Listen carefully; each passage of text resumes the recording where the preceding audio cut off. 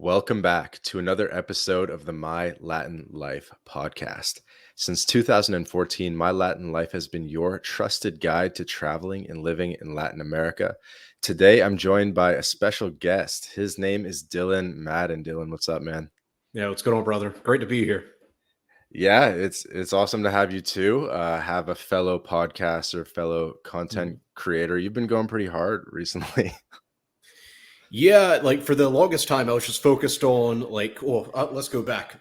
In the beginning, I was focused on the whole online branding thing, and then a friend of mine, Ed Latimore, told me, he's like, "Listen, man, like I see what you're doing. It's awesome, but you need to really go hard on your freelancing thing. That'll take you to the next level." So all of the time I was guitar, that was like almost entirely what my mind was focused on. So I was focusing super deep on taking on clients, which I'm an email copywriter for any new people to this podcast. But I do email copywriting, also help with marketing behind the scenes on social media, and basically just focused on that for all of, what was this, like 2020, 2021. Now here we are in 2022. I've got a team and I can finally put proper energy into, I guess, my Dylan Madden brand, if you want to call it that. So yeah, man, I want to penetrate the podcasting world, penetrate YouTube, and we'll see what happens. Yeah, and I definitely got to give you some credit because in addition to in 2022 having a lot of output and productivity, I guess you actually have a relationship between My Latin Life, Dylan Madden, Calm and Collected, Jake Nomada as well, going back to like 2017. I actually had just dug up this old article.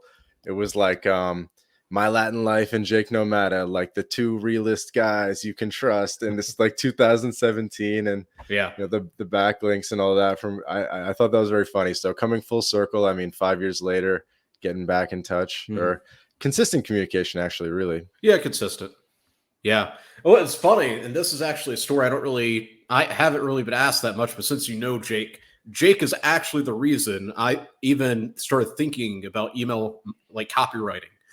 So to rewind back to 2019, I'd been doing a little bit of writing, so I was freelancing, but I didn't really see it any type of way. It was just a way to make money. So like I was writing articles for various supplement companies, other big time bloggers at the time, on top of writing my own articles, having niche websites. And I promised Jake, I was like, the next time you travel, because I kept like I would basically just bitch out at the end. I'd be, oh yeah, no, can't do it. Sorry, blah, blah, blah. Too much, I'm too busy. And I told him, I was like, the next time you go on some kind of trip, I will go with you. And he was like, okay, cool. So I've got your word. I was like, you've got my word. And then I don't know, like 7 months, 8 months went by, and then he hit me up. He's like, hey man, in the next like 4 months, I'm going to be traveling. Are you ready? I was like, yeah, let me get my passport. So I was one of the many Americans. Like, it shocks me now. Most Americans don't have a passport, like, because they just never leave America. So I didn't have a passport at the time. So I had to get a passport. Got it literally the week before we were going to be going, and we went to Jamaica. He was trying to talk me into going to Haiti. I was like, no. That wasn't a part of the agreement. I said I would travel with you. I didn't say I would go to all these different places. So I skipped Haiti, but we met up in Jamaica, and I think he had a flight delay or something. But I think I was there for almost a full day by myself. First time I'd left America, and I was nervous. Like I'll be honest. I'm like, no shame in admitting that I was a little nervous, like going around Jamaica, like literally the only white person outside of the hosts at the Airbnb, because we didn't want to do the whole like stay at a nice resort. We wanted to have like an actual experience. So we're in Montego Bay at a pretty nice Airbnb. They had an awesome dog named Cookie that would follow us everywhere. And a lot of funny stories happened in Jamaica. But to stay on point, basically I at the time was still figuring out the whole online stuff. Like I had some success, but it wasn't anything to where I could like live the type of lifestyle he was, which is traveling and all that type of stuff. And that basically what I'm living now. And I saw him typing up some emails. I was like, Jake, what are you doing? And he told me, oh, I just write emails for clients. And he broke down kind of the process. And I was like, you make that kind of money just writing emails? He's like, yeah, man. I mean, basically what you do already, I just do it for other people. And that planted the seed, which ended up, I met another guy, Frazzle Dazzle, much later in 2019. And first, got my second glance into like email copywriting and all of that. And I ended up getting an opportunity. And this is after I'd already left the States, because like about 6 months after I went to Jamaica, It was once I got back from Jamaica that I just fully focused on, like, I need to figure this out. I'm tired of just cleaning properties. Like, I would be at a parking lot at 3 a.m. picking up trash, be cleaning bathrooms, changing trash cans. I also did Mhm. Craigslist flipping on the side. I was like, Mhm. I want to travel. I want to make money online. I'm going to figure it out. And coincidentally, once I got back from Jamaica, as I literally, my brother pulled into the house, was getting out of the car. It's like, oh, you heard the Tates are in town, right? And I was like, no, they were here last week. And he was like, no, they're here right now. So I put my bag back in the car, told Christian, I was like, Christian, go pack your stuff. We're going to DC. And we drove 8 hours to DC. And I ended up meeting Andrew Tate, Tristan Tate. And that Mhm. opened up a whole different reality, or path, I should say. And 6 months later, moved to Romania, lived there for like 3.5 months. And then when we went to Dubai, I told them, I was like, I want to be able to travel. That's been my whole like goal this whole time. And I was planning to go to Asia. I wanted to go meet up with my girl in the country of Georgia. And then I was going to go back to Europe real quick. And then I was going to go to Asia for like however long I wanted. I wanted to go to Thailand, Bali, the Philippines, Indonesia, etc. And went back. I went from Dubai, went to Georgia, Georgia to Hungary. I was in Budapest. And that was when a certain thing happened that I'm not going to put out any keywords for the algorithm, but a certain thing happened. Asia was fully shut down. And I was like, oh my gosh. So I ended up moving to Qatar and lived there. My girl lived there also. And I lived In there for like like nine so you mean months. like in 2020? Yeah. In 2020, like Okay. early 2020. Yeah. To 2020 Qatar. Yeah. Sounds like a FIFA event.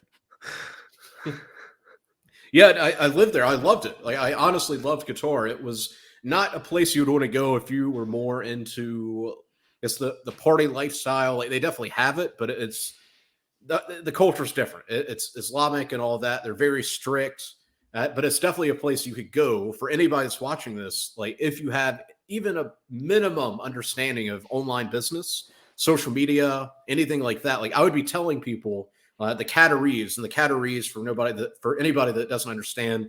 There's the expats, which is everybody that's not Qatari, and the Qataris are like the original tribe. So I had a bunch of Qatari friends, and if you live in Qatar, you want to be friends with the Qataris because you're at a whole different level. Like, they're basically untouchable. They get tons of money, all that type of stuff. They're the original tribe.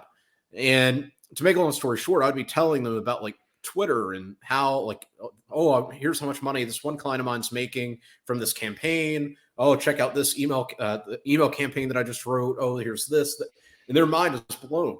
And I met somebody that, because my girl used to have a like regular job at her company because she was a recruiter, they were paying this girl like $8,000 a month to manage an Instagram and manage a Twitter account. And I was just like, what? Like, that is insane. Because I looked at the results. The Instagram page is getting like 10 likes, 5 likes, like hardly anything. The Twitter is basically dead, but they have the money to spend. So they're, oh, yeah, okay, cool. Yep, now we've got a social media manager. So my plan back in the day, shoulda, coulda, woulda, before a certain thing was going to be required, if you get my drift, I was going to start a email agency there in Qatar that was also going to handle like email Yeah, campaigns. It's going to build up social media. But a right. friend of mine who Middle East worked for, office. yeah, Middle East office, because I could get an office there for like 500 US a month. And literally just, it would be like basically a studio like I've got now, but at 500 a month, I could get residency there. I could get a business there, zero income tax. I could do all these little loopholes to where it wouldn't be tied directly to me. Won't go too deeply into that, but I could basically have a company that wasn't directly tied to me, and has a lot of tax advantages. I'll just say that. And to make a long story short, the friend of mine who worked for the Royal Guard, so the like police, the military, whatever that Mhm. protects the royals, he told me I can't help you. I also have to let you know this is going to be happening, but a certain something is going to be required very soon. And it's like, oh man, should I wait this out? No, I'm not going to risk it. So I told my girls, like, quit your job and we're going to figure something out. And that before this, there's a purpose of telling you all this. I was one of those people that said I would never go to South America. Anybody that goes to South America just doesn't make sense. It's unsafe. It's bad. Blah, blah, blah, blah, blah, blah, blah. Never in my life did I think I was going to go to South America. But at the time, Brazil is one of the only semi-open places that my Mhm. girl could visit with her visa and also wasn't crazy with a certain something. And so we lived there for like 3 months, whatever. I ended up having to leave, had some issues that we won't go too deeply into, but basically I had to get the F out of there. And we went to Costa Rica and hated Costa Rica. But for all of you that have ever heard me say I don't like Costa Rica, I need to go back. I found out that the mountains and the beach is amazing. I was in, what is it, San Jose, whatever, their capital. Hmm. And that was trash. It was bad. So the Hmm. capital sucks. But outside of that, I've been told and shown pictures by people I respect, it's actually Hmm. quite good. Then I lived in Colombia for about 3 months, Mexico for about 5 or 6 months, and went back to the States for about 4 or 5 months to set up a company. That because now I'm actually a business owner. Now that I have an LLC, I'm actually a business owner. Hmm. And to make a long story short, moved to Paraguay, which is where I'm living now. But the reason I'm telling you all that, so many people buy in, especially Americans, and I could even say like people from Canada as well. So Americans and Canadians, we buy into this mentality that our country's the best, South America's bad, Asia's bad, this is bad. Go see it for yourself, because I ended up falling in love with South America. The weather's great. If depending on where you're at, it's quite safe. Like where I'm at right now in Paraguay, super safe. I could walk outside at like 2 in the morning, nothing would happen. Like I could find a dangerous area, but I would literally have to try to get there. Hmm. It's like a 30-minute drive from where I'm at. So the area I'm in, it's safe. The prices are cheap. I can go across the street and grab one of the best steaks in Asuncion, and it's high quality food, fresh food, the T-bone, whatever you want, whatever kind of meat you want, you can get. And so for all of you that are listening to this, I've been told we're in a recession. I know the gas prices are going up. I know that like prices at the grocery store are going up. Oh, everything's going up. So one of the best things you could do is pick a skill, start taking on 2 to 3 clients. You don't need dozens of clients. I would actually recommend not doing that. Find 2 or 3 clients, start building up with them, and move abroad. Move to South America. I Yep. haven't been to Asia, so I can't speak on that, but move to Asia, move to Eastern Europe, whatever, and make tons of money in USD, but leverage a weaker currency Yep. so that you can have an amazing lifestyle. Like I could probably get by on $3 grand a month here. I spend a little bit more than that just because I've got people that live here with me, all that type of stuff. So I ended up spending more than I probably should. But like if I was just here on my own, I could probably spend 2 to 3 grand a month, and you could probably spend less than that. I'm sure. Like the apartment I've got right now is about 1,600 US a month. It's a really nice apartment, 2 bedroom, all that type of stuff. A friend of mine has a 1 bedroom. I think he's spending like 800 a month. So I Hmm. mean, you could even have cheaper than that. I'm sure. But South America specifically is great for you if you're single or if you have a girl. It doesn't matter, because you can leverage how much money you're making versus their currency. And as long as you're respectful, whatever. I mean, there's tons of expats here, tons of expats in every country that I've been. So you're not going to go there and be the only foreigner there. You're going to have tons of other foreigners around you Hmm. that you can connect with, network with, etc. For sure, man. Yeah. Thanks for that overview. Mm-hmm. Man, so what's your favorite steakhouse in Asuncion? La Cabrera, that's how you pronounce it. La Cabrera. Yeah, they've got really good salmon, chicken, basically any cut of steak you want. I know the owner, so I'm a little biased, but great guy. All in all, yeah, I'd say that's probably my favorite. I've been to some of the other steak restaurants, and I won't get too graphic, but it messes up my stomach. Every single one that I've been to, even some of the nice ones, messes up my stomach. But both the La Cabreras, they've got one at Shopping del Sol, then they have another one close to where I live.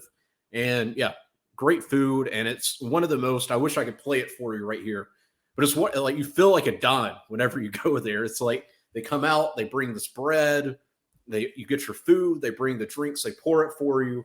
They bring Hmm. out this big thing full of like way more sauces than you could need. They're like, oh, Hmm. senor. And they start giving you all these sauces that they know you're not going to use. And then they bring out onions and they bring out these like root things. I don't know what they're called, but some kind of root. They bring out fruit, just tons of different stuff to go along with your food once it arrives. And the vibe, literally, you feel like a don whenever you go. So that's another reason I go there. Yeah, that's funny. I'm looking at it now. 2,900 reviews on the one near Sky Tower in Mhm. like Santa Teresa. Yeah. Um, that's cool. I like I know I don't go to the best ones, but there's this one Aquarella that's been around for a long time. I don't think I've been there yet. I'll It's have to like check one of that those out. like churrascarias where it's like a set price and it's like a Mhm. buffet and you can go up and get whatever. And then they also are like, cutting Wow. meat left and right. Anything like Brazilian style is that's what's up, where it's like unlimited meat and they just like keep coming to your table and you're like, dude, I can't. Actually, I went there the other I think I went there last week actually. Is that it's around like a bunch of other like bars and restaurants? There's so many, man, in Ah, Asuncion. okay. I mean, I think it's just it's cool to actually explain for people who don't know the Paraguayan and Brazilian Yeah. style is basically it's like there's all these buffets and it's all you Mhm. can eat and it's so cheap. Like we're talking the equivalent of like 11 US dollars, maybe max, right? Wow. Like super low. And Mhm. it looks like a fancy steakhouse because it is, and it's just everyone kind of knows like Fogo do Chão or whatever that chain in the Mhm. States. So maybe a bit like that. And it'll be like 8, 9, 10, $11, all you can eat, all the perfect cuts of meat, like Jeez. picanha and all that stuff. And then like, they have like huge tables just lined with like desserts, ice cream, like Mhm. sides. There's all these like Brazilian sides like feijão and Mhm. all that type of stuff, you know what I'm saying? Yeah. No, I'm I'm sure, like you said, there's tons of them here, but I went to one like a week ago and I was actually blown away. Basically, they just keep bringing more and more and more meat out, right? Until you're like, no, no, I'm Yeah. good, right? Okay. Yeah, I mean that's like half your and Lawrence King's whole brand right now. It's just going going to Paraguay steakhouses, right? Yeah, that is true. Have you found one where they let you smoke a cigar like in like an outdoor area or something? Well, the one that we go to, because Lawrence and I have that place on lock, like basically anywhere we go, we put it on lock. That's one of our rules. And the one that we Mm, have now, he doesn't really smoke cigars. I'm more of the cigar smoker, but yeah, they do allow us. We can sit inside, but it's kind of off to the side a little bit. It's not in the main restaurant. No problem at all. For anybody that's watching this, whenever you go to any other country, tip, and you can do it in your own country, but especially abroad, tip well. Like every time I go out, I bring 1 to 200,000 of their guarani. I don't know what that is in U.S. dollars mhm. to just give away as a tip. Just as I'm walking in the door, hey amigo, what's going on? Tip. The guy comes, starts bringing the meat. Like as soon as because it's like positive reinforcement, like picanha, and it's like, of course they'll bring out all this other stuff, but no picanha. As soon as he does, gracias amigo, and I pass him the 100K. And so I'm positively reinforcing that he does whatever I want him to. So whenever you go abroad, you need to be that guy that, especially as you start making more and more money as a freelancer, where you tip well. Like the place right across the street that I go to, and I'm not going to tell my exact location, but the place I go to, every time I go there, I know the guy Carlos. He's my guy. As soon as I walk in, they try to get my name. It's like, amigo, come. And then he sits me down. He knows exactly what I want, and I tip him well. So every place that you go, I don't recommend being one of those people that like goes to this restaurant, and you just go all over the place. That can be kind of expensive. So what I recommend doing, especially in the beginning, this is what I was doing, and I was hardly making any money, is I would go out and find like 1 or 2 restaurants, and I would only go to those, and I would put those on lock. And you could maybe say it's vain or whatever, but I like walking into a place and I'm treated like a don. I love that. So, especially in South America, it gets, even if you're just nice to them, like you're not a dick about anything, you're, hey, amigo, and you fist bump them, even that is good enough. But I also recommend you tip. You don't have to do 100K, 200K like I do, maybe 20K, 50K, but like you want to have places unlocked, like the haircut guy. I went to him one time, great energy, great, like everything, and so now I got his number. He comes to my place every 2 weeks to cut my hair, comes Mm. to where I live. So it's all about building up that network and building up those connections wherever you go. That's something I don't like about most expats is they just go there and it's all about living as cheaply as possible and they talk crap about the locals. They look down on them. They do all that. And I don't like that. For me, I respect the locals. I know my position within society and all of that, but also I treat people well and I want to connect with people. I want to network with other people. Like example, right now I'm starting to network with people that work at various embassies around Asuncion because I was and I'm not going to name drop the country. It's a country I love, but it was one of the countries I lived for like 8 to 9 months. Just so you know what I'm talking about. I was literally at a cafe drinking my coffee, and some guy approached me and it's asking if something was halal. And I was like, wow, I've not heard that word in forever. I was like, no, it's chicken. It's chicken. It's fine. It's like, are you 100%? I was like, yeah, it's just chicken. No pork, nothing. It's good.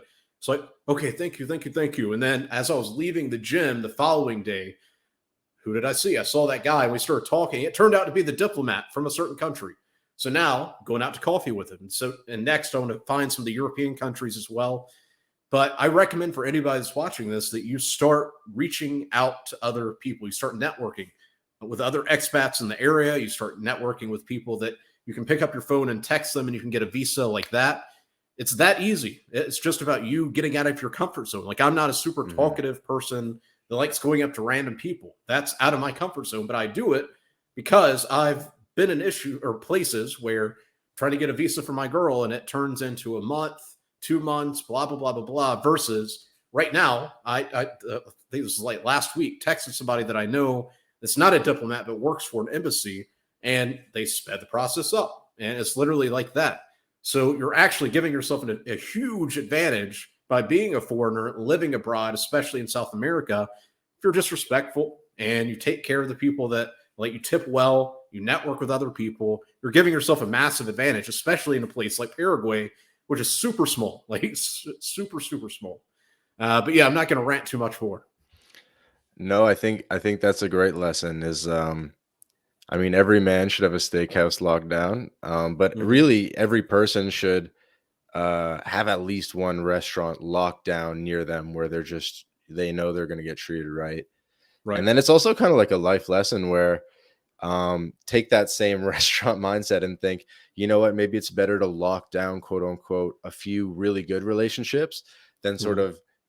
of spreading yourself thin, going to Right. too many restaurants one time, so to speak, having like a bunch of acquaintance relationships. And you're actually like basically like a top tier networker. When if you gave like the laundry list of like people that you've worked for, helped Mhm. out, done stuff for, that have like blue check marks, it's a lot. Like, you know how to Yeah. like provide value to people. Yeah. And I mean, for anybody that's listening to this, do you feel like, oh, who am I? I don't have any value. Find anything. Like, whenever I was just getting started and I was still cleaning crap out of toilets and still changing trash bags and I was still like flipping things on Craigslist, trying to figure everything out. Even then, I would find ways to be of value to people. And over time, as you start building yourself into a person of value, it's like a momentum basically just takes over. But, like, example, I used to make graphics for people. I wasn't a graphic designer, but if I saw somebody that could have or use a better header on Twitter, I would make one. If I saw an Instagram post or got an idea, I would make one. I would write emails for people. I would do any little thing I could do to provide value to other people without the expectation of getting paid or doing anything like that. I just wanted to be in their world. So, like, that, for any of you that are listening to this, you're like, oh man, I don't have any value. I'm working a regular job. I don't have any skills.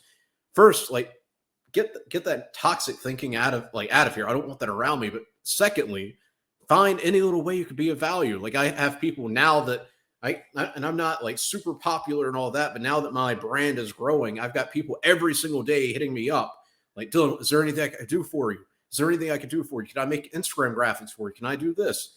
And the people that I actually give my time to are the people that don't ask, Dylan, is there anything I can do to help you?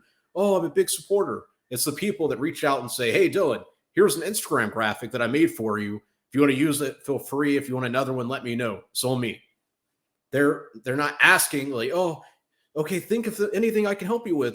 They're very specific. They're like, Dylan, here's an Instagram graphic. Or, Dylan, I made a new header. You may want to use it. If not, that's fine. Here you go. Or, hey, Dylan, I made some YouTube thumbnails for you.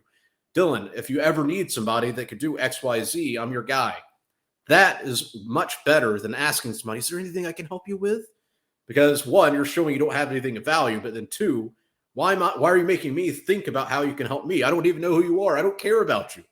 So if you want to build value with another person, it's about being very specific and coming out there and just doing the legwork for them. And then over time, as you start building up that rapport and you've offered value to them, they're going to start caring about you. And then before you know it, who knows? Maybe you'll get an opportunity. That's how I got some of my first opportunities, like with Victor Pride, boldanddetermined.com, no longer around. at least on the internet, but I just kept finding ways to be of value to him. Ed Latimore, I'm like mentioned in one of his books because, but by me networking with all these other people, he gave me the opportunity to do marketing for his book. And so he brought me on as like a kind of like the marketing behind the scenes guy, shouted me out in his book. Cernovich, how I started working with him was I just started networking with people close to him, and I got the shot to manage one of his events back in, I think, 2017, 2018. And that opened up all these other events that I started managing for all these other people.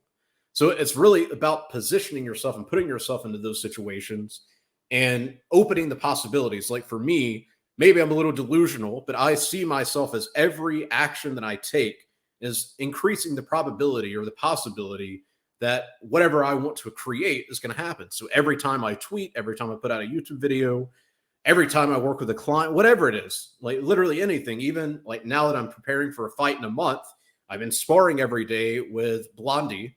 And I don't know if you know him, but I've been sparring with him. We've been training, we've been doing all that. I'm creating possibilities that I'm going to be in the position I want to be in. And whenever you do that, it's a healthier point of view. It's not as like you don't get demotivated if today you don't achieve what it is. It's not about that. It's about at some point in time, like moving forward, I'm going to have this. All I've got to do now is create as many possibilities as possible. So, I mean, that's basically my secret to networking. And I'll toot my own horn. I do have some very good connections. And it started with me being somebody that had absolutely nothing of value outside of my time and my energy. And I would put myself out there and I wouldn't ask them, hey, is there anything I can help you with? It was, here's what I've done for you.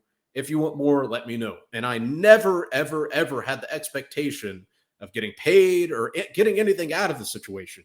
Like I do tend to be too much of a nice guy at times. Maybe that's why, but I use that as an advantage. I literally did not expect anything out of the situation. I would have worked for free for years without expecting anything. And over time, people start realizing, oh, this guy's actually genuine. He's not asking me for anything. He's done all this, provided all this value to me. How can I help this guy out? Oh, maybe it's referring him to a friend. Maybe it's hiring somebody. Like one of the guys that every sales page I have, he wrote was because he kept hitting me up, trying to see if I needed help making a sales page. And then he told me, he was like, Dylan, I know you're a busy guy. So instead of asking if there's a sales page I can help you with, I went ahead and rewrote one of your sales pages. Feel free to use it. If you would like me to, I can like copy paste it for you, edit it for you.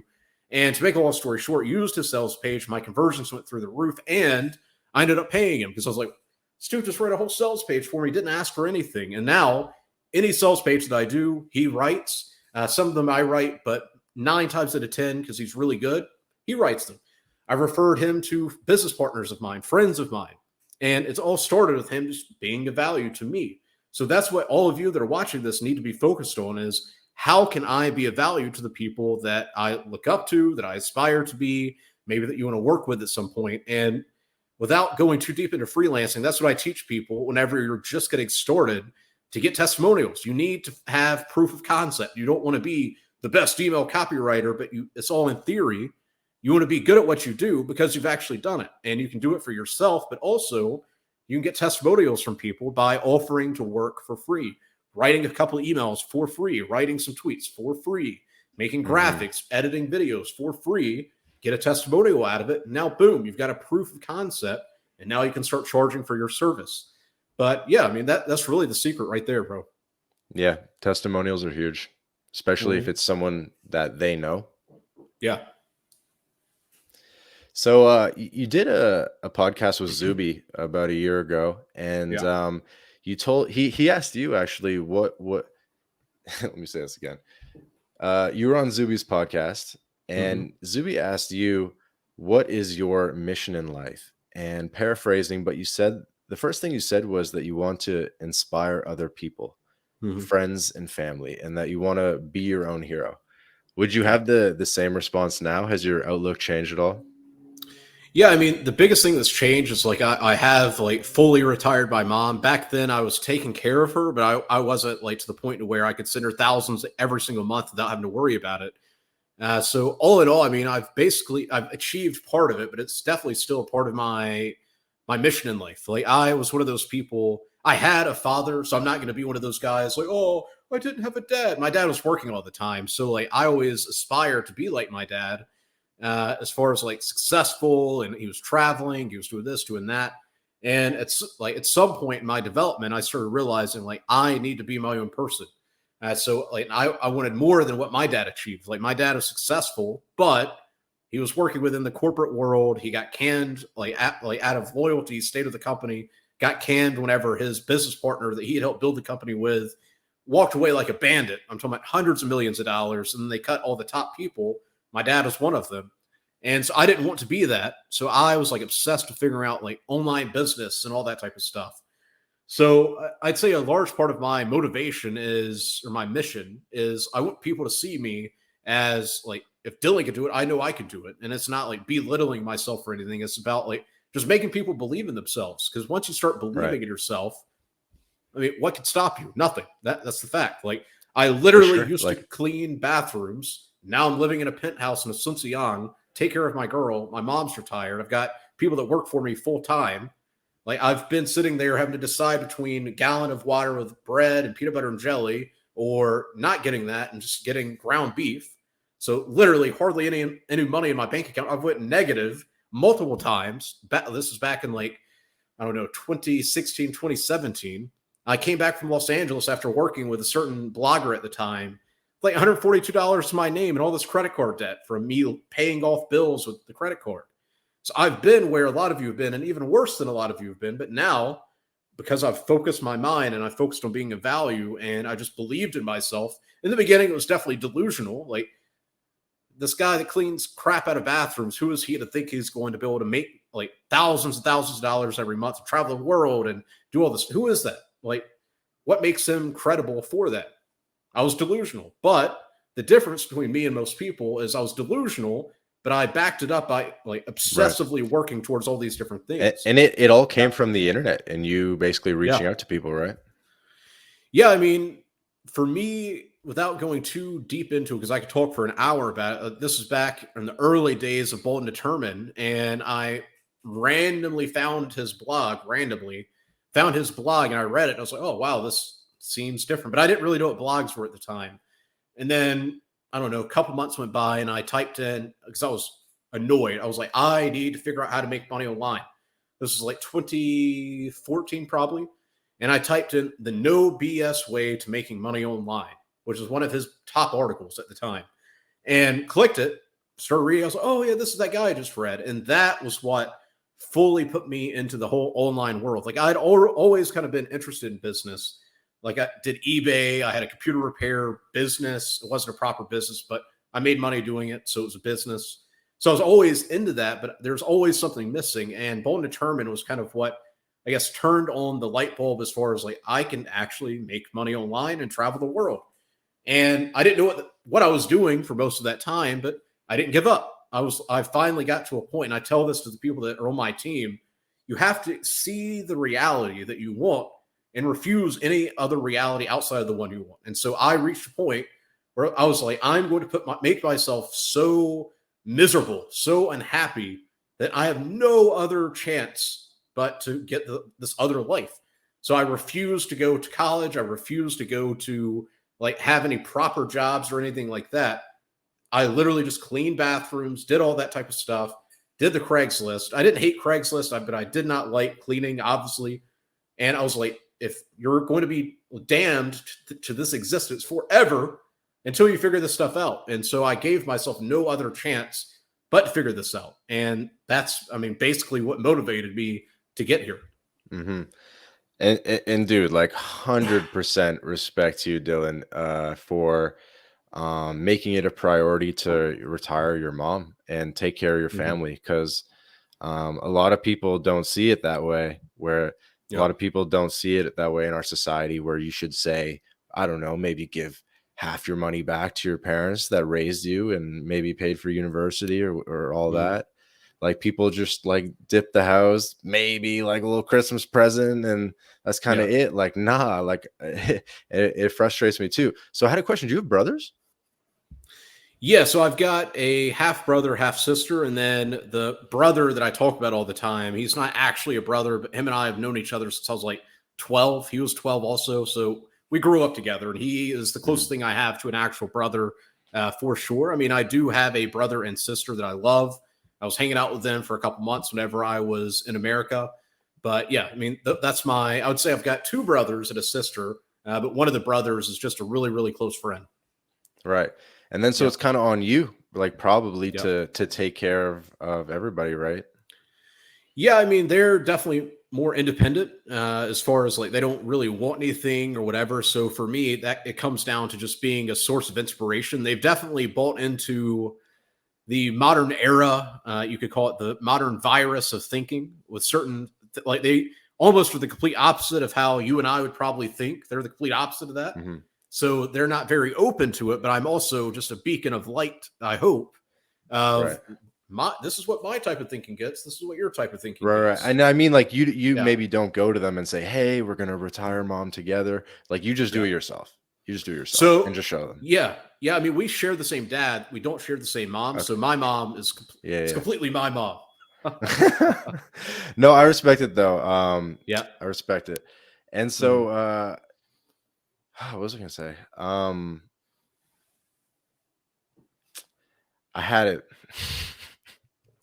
Well, I could talk about the whole mom thing. I mean, for me, growing up, I lived with my mom until she was like 8 years old, or until I was 8 years old. And I would see her, and I still remember this in my mind. I would see her not eating, like she would just fix me food, and then I would go off ha ha ha and do my thing. And it wasn't until years later, because my mom almost died whenever I was 8, and like literally just I didn't see her for a year or so. And whenever I finally saw her again, she was like 200 pounds, like just way bigger. She used to be like almost like a model. And then the next time I saw her, she's all blown up. My throat's kind of getting a ball just thinking about it, covered in bruises, all that type of stuff. And I was just like, who is this? And my dad got custody of me, but I would still visit my mom every 2 weeks, and I would see her because as you get older, you start noticing, you gain more awareness. And I started realizing my mom's not eating so that I could eat. And I found out because I overheard her on the phone with her dad, like just asking for a little bit of money. To make a long story short, she would literally go all weekend without eating, but hardly anything. She would sometimes eat like Burger King, McDonald's, whatever, but she would go without eating just so whenever I came, we would actually have food to be able to eat, and I could eat good. I could eat whatever I wanted. And that really stuck out to me. And like whenever I was still figuring life out, I was a very angry child growing up. She was always supportive. She was always believed in me. You can do whatever you want, Dylan. I believe in you. Like you're a blessing from God. Blah blah blah. Like just all that type of positive reinforcement. And I went through some very dark times. Like I even went down the satanic path. Like literally, that was my religion for a little bit. And she didn't like it, obviously, but she would always read the Bible. She would always give me positivity. And even though I was really angry, hated the world and all that, she was every time I would see her, she was always very positive and believed in me. And even though I didn't have the best upbringing, like my dad was awesome, my stepmom, not so much. For her, it was mostly the psychological type of stuff, not really as physical, mostly psychological. So I would go through that, and then I would come see my mom, and she would believe in me. And so early on, whenever I started figuring out, like, okay, my mom was in poverty, my dad was like upper middle class. I obviously need to have money, otherwise I can't even live a regular life. So that's when I started like becoming obsessed with the idea of getting rich and being able to do whatever I wanted, not being limited by some stupid number on a screen. And that's I guess the seed that was planted as a child. And then once I actually started figuring life out a little bit and I got over the anger that I had, I was just like, I need to retire my mom. And I just started saying it. Like I think I was like 16, 17 years old. Now I'm going to retire you, mom. I'm going to retire you. I'm going to retire. I kept saying it, saying it, saying it. And then years later, I ended up actually doing it. And for me, it was more so a duty. And I'm not saying everybody needs to do it, but I mean, your parents took care of you. My dad would never accept money from me, but my mom, she's good. Like if the idea of her even having to worry about money annoys me to this day, because it's still pretty fresh. Like she had to take her dog to the vet. RIP to the dog. They had to put it down, but she had to put the dog down. It was like $300 or something, and she was all worried about it. I was like, "Mom, check your account." She was like, "What?" And I was like, "Oh no, you don't need to send that. It's fine. I'll figure." I was like, "Mom, chill. Like, I don't want my own mother having to worry about money and all that type of stuff. Like, Hmm. why do I work so hard for my own mom I know to you have to mean. worry about money? Yeah, exactly. I know you mean, and people respond to it because every time Mhm. you tweet something like "retire my mom," like people Yeah, love it. People love it. They're like, "Hell yeah!" And yeah. I do think we need to be reminded of that sometimes. I'll switch topics though. So Mhm. you're from Louisiana, right? No, South Carolina. Oh, really? Yeah, yeah. Ah, okay. South. Okay, yeah, Charleston, right? Yeah, Charleston, South Carolina. Got it. Got it. And you also spent some time in California. Yeah, I lived with Victor Pride for about 3 months. We lived in Los Angeles in Marina Del Rey, and I was considering living there, but I ended up going back to Charleston. And I visited there like I actually really like Los Angeles. And the issue that I have with it is all my friends that make way more money than I do, like they talk about how bad taxes are. And then whenever I go there, every time I go there, it's more and more homeless people. And it's not just like homeless people, like it's the type of homeless people like you're like, I might actually be stabbed in the next couple seconds. So I would never live there only because of that. But I actually really, really like Los Angeles, San Diego. I would love to live there, but I'm not with all the homeless people, the taxes, all that type of stuff. But yeah, I have lived in Los Angeles. That's cool. I wanted to ask you a bit about your creative process with Twitter and like how you do it, like Mhm. how I don't know how much like into the bolts of it you want to go, but I Yeah. was just curious how you like it seems to me that there's no upper bound to the frequency. When I see like you and Lawrence King do it, it's like a tweet scheduled every 15 minutes like the whole Yeah. day because you never know what the algorithm's gonna like show people, and as long as you have Mhm. something in the mix, like I guess it'll surface. Yeah. How do you like think about Twitter?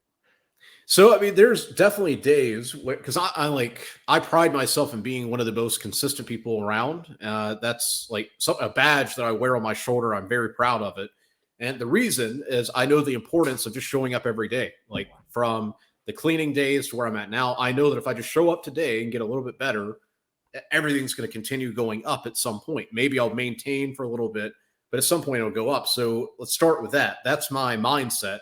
Hmm. So there are days where I'm on fire, like everything. I'm like, oh yeah, okay, I'm gonna tweet this, I'm gonna tweet that, and I can sit down and tweet out like 10 times and like within a matter of minutes.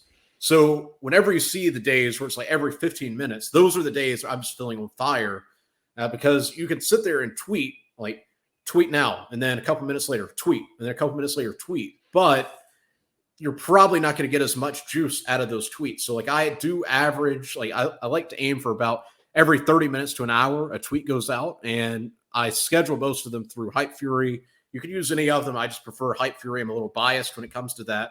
Hmm. But I mean, my process is literally just like I should read more because all of my friends that have even better tweets than they always tell me like, Dylan, what books are you reading? I'm like, not reading any books right now. You need to read a book. You need to rewrite what the author's telling you. And that might work for some people. For me, most of my tweets, they come from what I'm actually doing in the moment. So like if I'm Hmm. actively thinking about how to take on new clients, like because I've got a coaching program. So like I mean, my audience actually, I could say my audience is my ghostwriter. Like anything they ask me, I turn that into tweets. So Right. just the other day, I had somebody asking me about Dylan, why do you repurpose your content so much? So I made a video about it and I made some tweets about it. I had another student ask me about email copywriting. So I've put out tweets about email copywriting. I've had people ask me in the DMs about like what my process is with freelancing. So I turn that into content. Do So, I you mean, think about it but kind of almost like a theme web or a word web, and you're kind of like, okay, like the theme is get 2 to 3 freelance clients. The theme mhm, is move to South America. The theme is retire my mom. The theme is I mhm, was talking to my girl. The yeah, theme is, you know what I mean? And you kind of keep like we I feel like when I see you guys do it, you just like weave these themes together like over and over mhm, again in different ways and yeah, just like motivate people. You have other ones where it's like you don't need to drink 3 coffees or you know what I mean? Or yeah, there's some other ones, but just like no one's gonna do the work for you. A whole lot of that, like a whole lot of different mhm, ways of just saying like no one's gonna do the work. Like sit your yeah. butt in a chair. Yeah, I mean, I guess you could say I do. I mean, I don't sit there and I don't think about themes and all of that, but I definitely do stick to like for a lot of this. It's just what second nature, I guess, would be the best word because I've done it so much. But I will say in the beginning, like to understand this and prosper and talking about freelancing, all that was definitely conscious, and I was doing it on purpose because There's a if you're lesson in that. talking, yeah, really, I mean, if you're sitting there talking about all these random things, like how is that going to be relatable? How are people going to know you as that certain person? Like whenever I think of you, I think about like residencies and travel and all of that. And whether you've done that extremely intentionally or maybe it's just happened. I don't know. Fairly intentionally, yeah. Exactly. So whenever people think about me, I want them. So you have to start with what do you want people to perceive you as? For me, I want people, whenever they think of freelancing, to think of Dylan Madden. Whenever they think about email copywriting, for them to think of Dylan Madden. So whenever somebody sees understand this and prosper, wake up now, all that, they know that's Dylan Madden. So it comes whenever you're creating content, you definitely should have themes. That way you start becoming the authority in those set areas or realms or whatever you're going to call it. So whether it's freelancing, crypto, whatever, you need to become the authority for that. So I recommend everybody. I think Ed Latimore's called it like pillars or something like that. But like for me, I've got freelancing. I've got the girl, like my girl tweets. I've got the retire my mom tweets. I've got all of that. Steak. Like exactly. So like example, if I were to tweet about getting coffee in the morning, I don't make my coffee. My girl makes my coffee. So I would talk about instead of yeah, I make myself a cup of coffee in the morning. Instead, I would say, I told my girls to make me a cup of coffee or something like that. So, and that's a part of my personality. That's a part of my brand. And that was something I struggled with for a long time. I wasn't clear on who I was. So if you're, for the people that are listening, if you're not clear on who you are, just go out there and live. Like, I know you hate that answer because I hated that answer. I was like, no, tell me who I am, what I need to be doing. And Victor Pride actually told me, he's like, you're going to speak your way to the answer, Dylan. I can't tell you what your purpose is. I can't tell you who you are. So you've got to go out there and just experience it. And then in time, as you start becoming more aware and through that experience, okay, this is my personality. This is my voice. This is the themes that I talk about. And in time, you'll figure it out. But most people just give up before that and they don't have the consistency. So just focus on consistently posting the same types of content and figure out what people respond best to and then just do more of that. Mm-hmm. And I guess for anyone listening, I mean, Dylan has a 20, 30,000 follower Twitter. He's got a YouTube channel with, a couple thousand followers. Like every platform, you got your bases covered, basically. Yeah. On Twitter specifically, like, do you think of tweeting in like a sort of like a 16-hour day when people in our time zone in Europe are awake? Or do you have one scheduled at like 3 a.m, 4 a.m as well? So I mean, maybe there's less competition at that time. Yeah, I mean, the internet is 24/7. Like there's everybody's up at some point. Now, I will say the caveat to that is yes, I do put most of my tweets because I know that like probably 90%, if not more, of my audience is American. So like most of the times that I'm going to be tweeting are within the time frame that Americans will be up. However, I do schedule tweets randomly sometimes, like 3 a.m. Eastern, 5 a.m. Eastern. So I definitely believe you should test it and you should aim for being a 24/7 brand. So like every time zone gets hit every single day on any platform you're trying to take over. But you also need to figure out like who's your actual demographic. Like I'm not sitting out here tweeting. I've got a lot of people that like me in India, but I'm not sitting out here tweeting to people in India specifically. I'm tweeting to people primarily American, but also Canadian, Western European, that type of stuff. And I know I've got quite a few Eastern Europeans and a growing South American audience, but most of my people are up in the Eastern time zone. All right, I got you, whatever. Bro. Here we go. Here's your 3 a.m. tweet. I was telling my girl, if I was Indian, I would get 3 clients at $3,000 a month. Okay, let me tweet it out now. You get the keyword. Well, by the way, what year was it that you went to Jamaica with Jake Nomada? That would have been 2016. No, 2019. 2019. So you wrote the book Think and Go Hustle in 2017. Yeah, I believe so. Man, time flies. So yeah, 2017, I must have wrote that. and I still need to get access to my Amazon account. It's pissing me off. I've been trying to get access for about a year now, and they won't let me have access. So all the money they're making, I guess they just keep, because I'm not getting any of it. So I've still got the digital copy up on Gumroad, but the paperback, Amazon, I guess, just been taking all that profit. But yeah, I guess I did publish that back in 2017.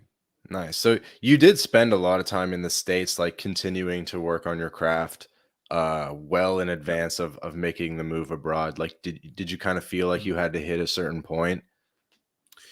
Yeah, I mean, a lot of it was maybe lack of certainty. I could have pulled the trigger way sooner than I did. And for me, it was maybe lack of certainty in my ability to be able to make money, even though I had done it. Like even back by like 2018, I had $1,000 days, but it wasn't consistent enough for me to feel like, okay, I can actually go out and live abroad. Now, in hindsight, I would have told myself probably by 2017, 2018, bro, leave, move to Asia. Here's how you're going to make a couple grand a month. Just do this and work on your craft to do it out there. So in hindsight, that's what I would have told myself. But the reality is, yeah, for most of my, I guess, rise, a lot of it took place in the States. And so like I lived out on a farm way out in the country, and it was like just full on muck mode. Like I even went 3 years. I don't think I've even said this publicly.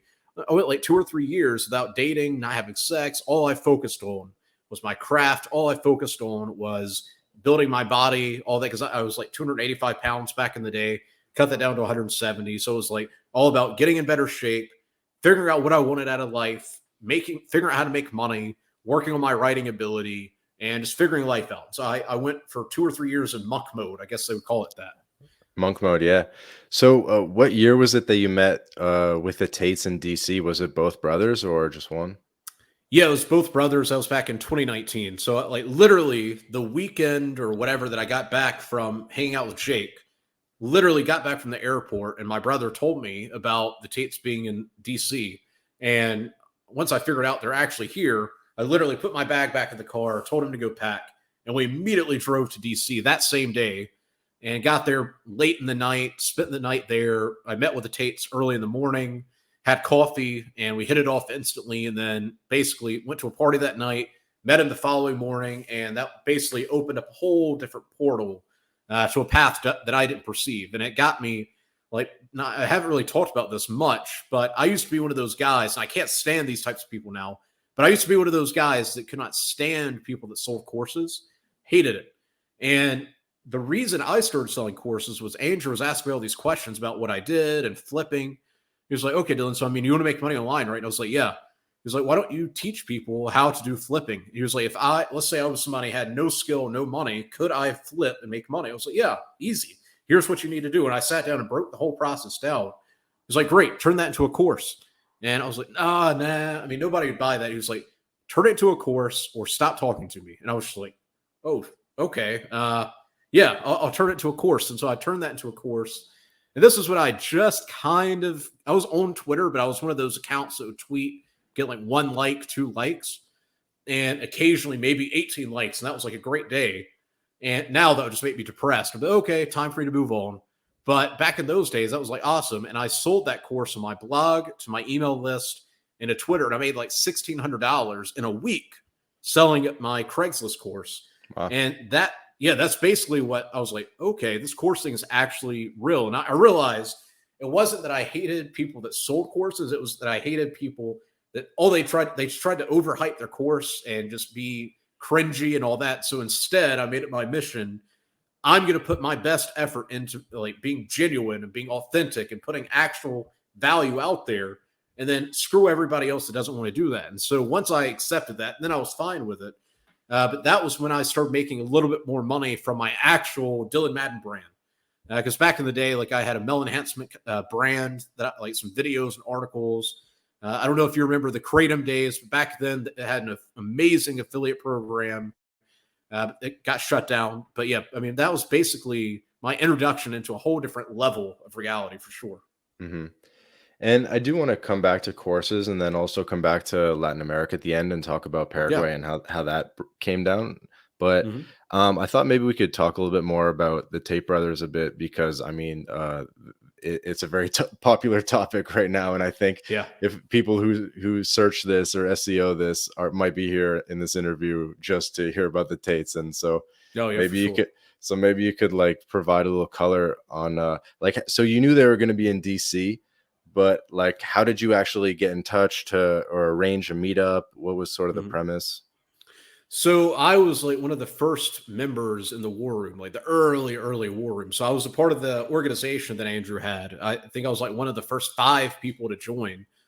So I was already in, I guess, their orbit, and I was back like earlier when I was saying like find ways to be of value. I would find any little way I could be of value to Andrew. So I would like offer graphics. I would write blog posts. I would write all these different. I would do all these different things to provide value to him. And I even had like an affiliate Twitter account at the time. Like I was one of their first affiliates that actually made some good money, and like ran that account. It ended up getting taken out much later, but back in those days, I did that. So for me, like I thought that he was here the week before, so I thought I'd missed it. I was like, oh man, that sucks. Whatever. I'll at some point I'll go out to Europe, and then whenever I found out they were still there, that's when we actually drove there. So the way I arranged it basically was Twitter, like on Twitter, just DMing him, and essentially I was just like, hey Andrew, like I'm in the war room. Like you obviously know who I am, so but I don't expect you to. I know you're busy. I don't expect you to take time to have coffee with me. But I'll be there in the next 8 hours. We're driving there right now. I'm going to be staying in this area. I'll come wherever you're at, even if it's just for a cup of coffee. And he saw me. He was like, hey, G, really busy. So he was meeting up with, what was his name? Paul Watson and Candace Owens, I think that's how you say her name. Meeting up with those people and a bunch of other political people. So he was like, I'm meeting up with them. I'll be really busy, but we'll see what we can do. I hit him up that next morning. I was like, hey, Andrew, here's where I'm staying. I'm going to be going to this cafe to work. I can be over to wherever you're at any time. Just let me know. And he's like, cool, G, I'll let you know in a bit. Went to a cafe, literally ordered the coffee. Christian ordered his coffee. We're back, like taking sips of the coffee. He's like, hey, G, I've got 30 minutes. Here's where I'm staying. And we got on the scooter, Lime scooter, rushed over to his hotel, stayed there. Met him. Like I was sitting down in the lobby, just sitting there, like looking around, and then sure enough, he just comes out of the shadows, boom, out of nowhere. And then it was just him and I, and my brother was there as well. And then Tristan ended up coming down a little bit later. And yeah, like I said, we hit it off, and that's how we got started. So it was that hard to get in touch with them even back in 2017 Well, or that's the thing that 2019, sorry. yeah, in 2019, that's the thing that people don't really understand. They think that they're just these like online influencers, and it's something I actually made me respect them more is they actually were rich and successful before they started selling anything online or doing any of that. So like they had multiple companies, they've got real estate, and I won't go too deep into what like they do, but even back then they were already millionaires. They were already flying around the world, meeting people, launching businesses, doing a bunch of stuff because they were in the advertising business as well. Hmm. And yes, I mean, so they were already super busy, already meeting people, already launching things. And yeah, now they're even more busy. Like I talk to them every day now, but like overall, super busy, especially now. But rewind back to 2019, and yeah, I mean, they still had their companies. They're definitely a lot more reachable back then for the average person because most of their online brands were still growing. So it was basically the real world businesses that kept them busy. Now it's while you still can get in contact with them, the best way is obviously through the war room. And outside of that, it's a little bit harder. So if I were to be trying to do it now, it would be way harder for me to get in contact with them unless I joined the war room, which, like I said, I was one of the early members. So, but yeah, super busy, bro. That's pretty epic though. War Room membership number 5 or something. Yeah. So any War Room viewers, maybe they'd have questions about the early days, some of the history of it, Oh yeah. Any and questions what's they up with have? it now.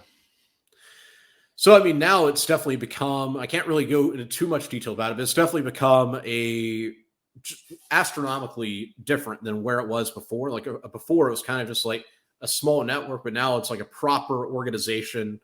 Like we've got members in almost every country around the world.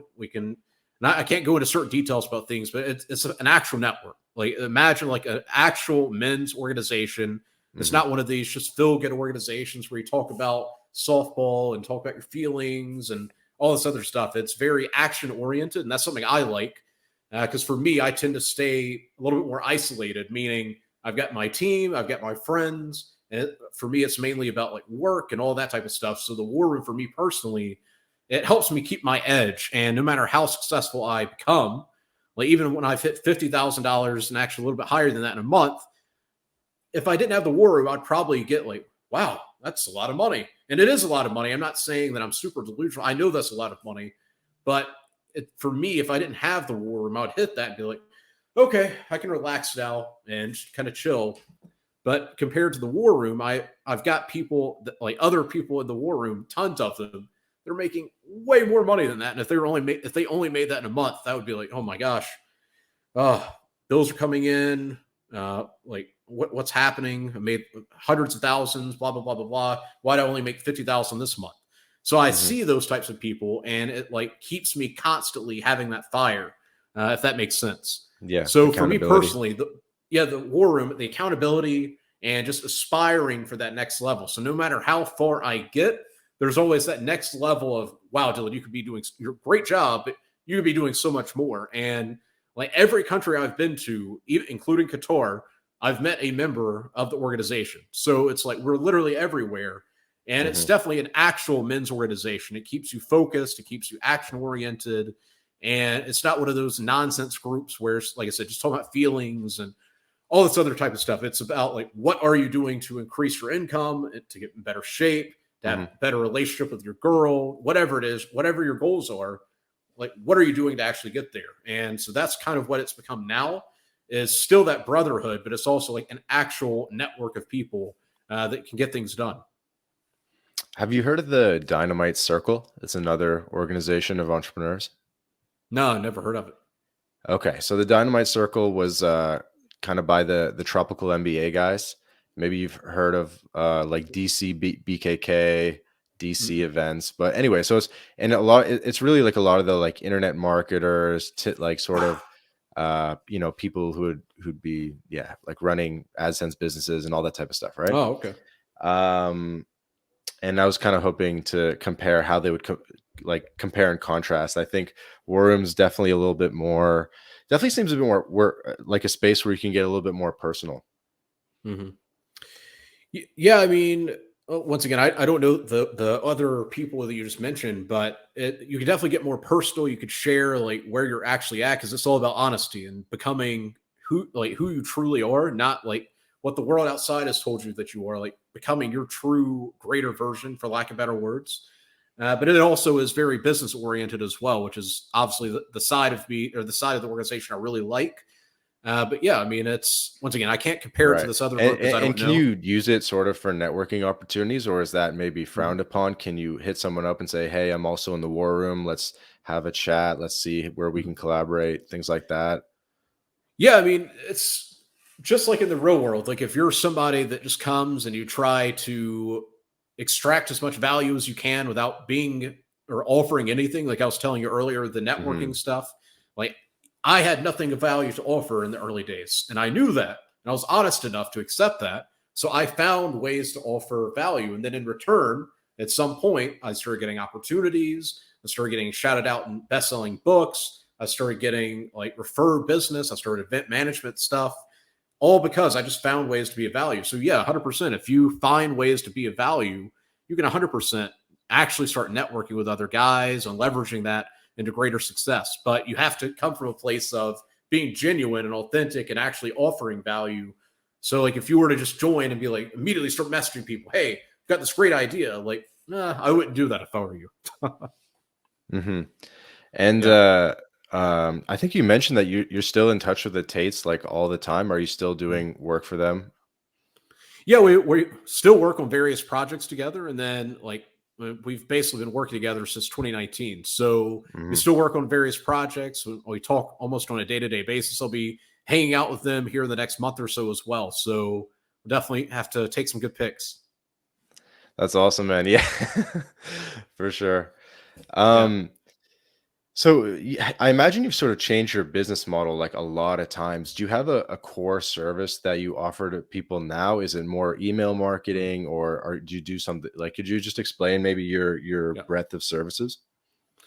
Yeah, so I mean, my bread and butter is still email copywriting, and I've kind of pivoted into just overall marketing. So, like whether it's on social media or email, but I don't really advertise that directly. Like if you know about it, it's because I've reached out to you directly, or maybe you've been referred.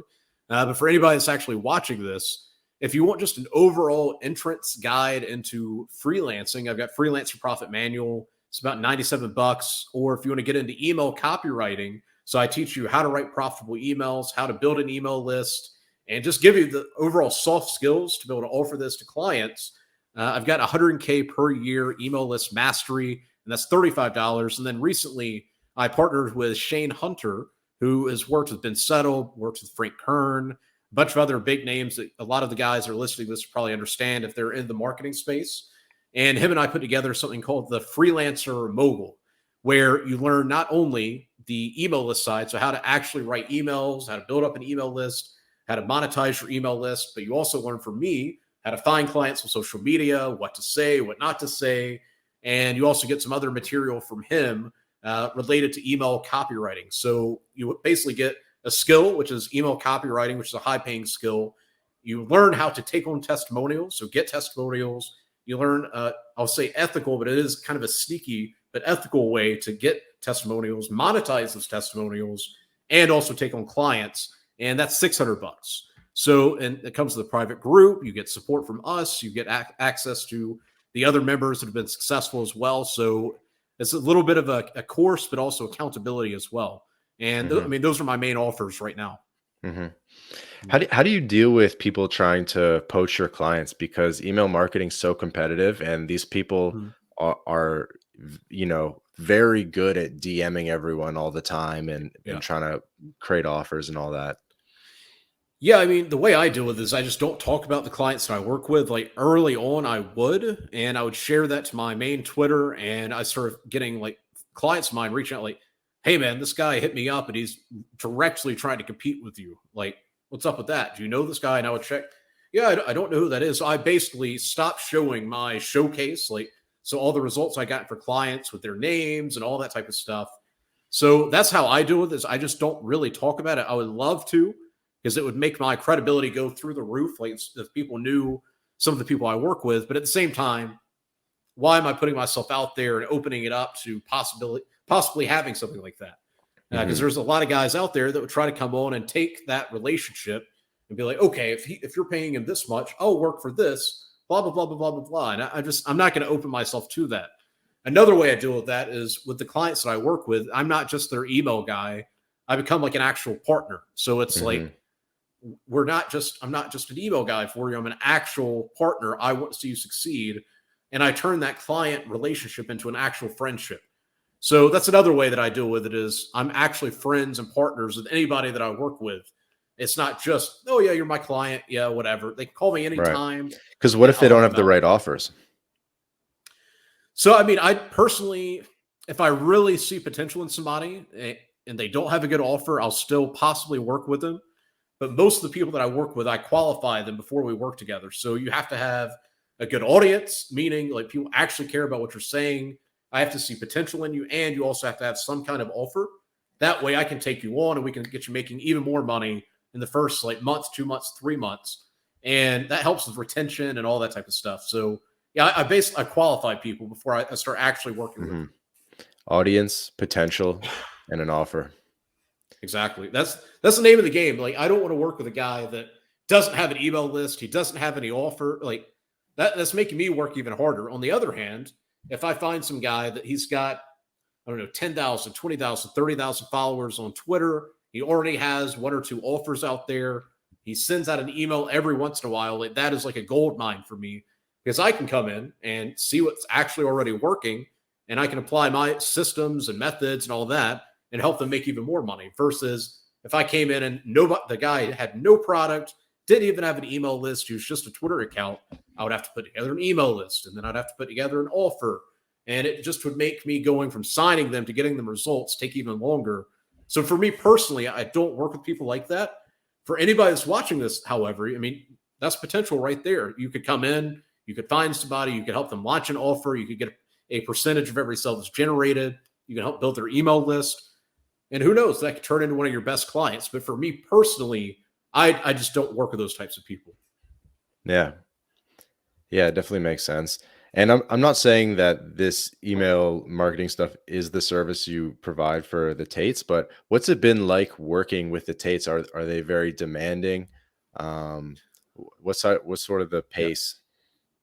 Yeah, so the thing I love about working with Andrew Tate, Tristan Tate, is like every day there's something, like some kind of challenge we're overcoming. It's not like, for most of the clients I work with, we talk, I don't know, every couple days, and it's basically, hey, uh, wrote this email. It's going to be going out at this time. You can take a look at it. Let me know. Or for any of the people that I'm more of a consultant for, they'll hit me up and I'll look over their profile, send them a voice message, and that's basically done. With them though, because we work on, like, not from the email side, we work on other projects together every single day. Like, Dylan, what's the update on this? What's going on with this? Okay, that looks great. Let's keep doing that. Like every day, it's like a challenge, an adventure. So working for them, yeah, it's definitely demanding. And for the average person, you're probably not going to survive. I've seen people come in and they try to work with them. And if you don't have, and I'm not a fighter at all, like when it comes to like boxing, I'm not that at all. But if you don't have a fighter mentality and you don't have a strong will, and you're not one of those people, like I'm the type of guy, I'm the first one up, I'm the last one to go to bed every day, all day. I don't care what day it is. Like I'm still getting over the flu right now. That's why I keep coughing. But even though I was sick, I was still showing up and I was working. I don't care because I've got a bigger vision for what I'm trying to achieve. So working for them, it's helped me, like obviously on a personal level, because like I already was that guy, but I've refined it more. So they demand a lot, and it's helped me whenever people are working with me, that I understand incentives, I understand how to incentivize people, I understand team building, team management, Mhm. and I can handle way more stress than what I used to think I could. Like back in the day, if one little thing went wrong, it would start stressing me. Now I could be working, like I could have everything, all these different things going on, and I don't crack under pressure because I've worked with them now for like 3 years on various projects. So yeah, he's definitely very demanding, but it's not in an asshole type of way. It's like, if you want to work at my level, you have to be at my level or close to it. Like I expect 100% professional all the time. I don't care what's going on. I expect you to turn in results. And I've carried that mindset over into literally everything that I do. Like the podcast we're doing right now, I've got the Mhm. proper lighting. Even though I keep losing my voice, I'm maintaining my breathing so I don't sound like weird or anything. So like everything I do, I come from that state of mind. Like I'm going to be the best at what I'm doing. I'm going to be a professional. And yeah, I mean, that's definitely what I've learned from working with Andrew Tate. So I imagine that their management style in person, like we can all imagine that it's quite demanding, but they're Mhm. respectful about it. He's one of the most genuine people I've met. I consider myself very genuine. He's very genuine. Like back whenever I was traveling and I just got started traveling, I was in Turkey at the time. And to make a long story short, my bank account got locked up, and I was basically just sitting there like, what do I do? And he sent his assistant from Romania to me and took care of everything. Gave me money, gave me a ticket, all that good stuff. And like that's the type of guy he is. Like if you're stuck there and you actually need him, he'll help you. Like he's one of the most genuine people I've met. On the other hand, if you try to go against him, like there's quite a few people online that'll try to talk crap, you're going to get destroyed. And it's because he's so genuine. If you're going to sit there and try to go against him for no reason, you're just going to get destroyed. So from a management standpoint, yeah, he's definitely very demanding, but he's also, if you do well, you're going to be taken care of. Like you're going to like randomly get a bonus. I tweeted out earlier, I think last night, like people that work for me, one person that works for me, I got her a new MacBook because she's been working so hard. Guy that's working for me lives here in Paraguay. I That's sent him awesome. $850 as a bonus because he's been working hard. And I Mhm. learned that from working with Andrew because I would randomly get a bonus, or he bought a car. I haven't told this story publicly, but he actually bought an AMG for me because I was going to be going back. And then I decided to start traveling around a little bit more. And that was just because it was a bonus. We've been working hard. We've been breaking records. We've been doing all that. He just bought a car. Like, who does that? Andrew does that. So, I mean, I've learned a lot as far as like team management, team building, etc. So demand a lot, but you can't just be this demanding like drill sergeant. You also have to be understand incentives. So like any person that works for me, they don't look at me as a boss. That's more so just a leader. Like I'm not a guy that's like, okay, what's going on with this? What you haven't showed up for work? I don't care. You can work anytime you want as long as things are getting done and we're progressing. I'm happy. So the guy that works for me, like he sometimes will text me. He's like, "Sorry, bro, it's like it's 11 a.m. Just woke up." I'm like, "It's all good, man. Just let's get work done." Like I don't expect people to perform at my level of intensity like I do. Hmm. Hmm. I just don't expect it. As long as things are getting done and you throw in some good ideas, this is something else that I actually learned from Andrew. If I tell you to do something and you have an idea that actually makes more sense, let me know. If it makes more sense, let's do that. I'm not 100% stuck on it's got to be my way. Like I know the best. You don't know anything. It's not like that. If I tell you to do something and it makes sense, but then you find a way and you can explain why doing it this way is better, then I was okay, great, do it. Let's knock it out. Let me know when it's finished. So, and I learned that from Andrew. He's very much when it comes to that, he wants to do what actually works. And yeah, I mean, and I think that's a great trait of a leader, a great trait of Hmm. working for somebody as somebody that's open-minded and like they're strong-willed, so they're not going to be easygoing, but they're open enough to if you can provide a valid reason why XYZ would be better done doing it this way, then okay, do it, man. I put that trust in you. I put that belief into you. And I Hmm. think that's how you grow to the level that he's at. Like I can't get on TikTok, I can't get on Instagram, I can't get on YouTube. Family members of mine, same thing.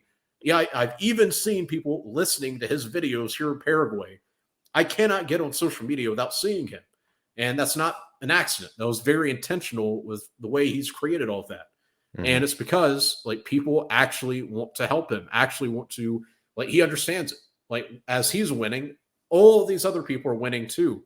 And I think as a leader, a freelancer, whatever it is you want to achieve, you have to get out of that state of mind of I have to win, everybody else has to lose, and find more ways. This goes back to the whole networking thing that we keep bringing up.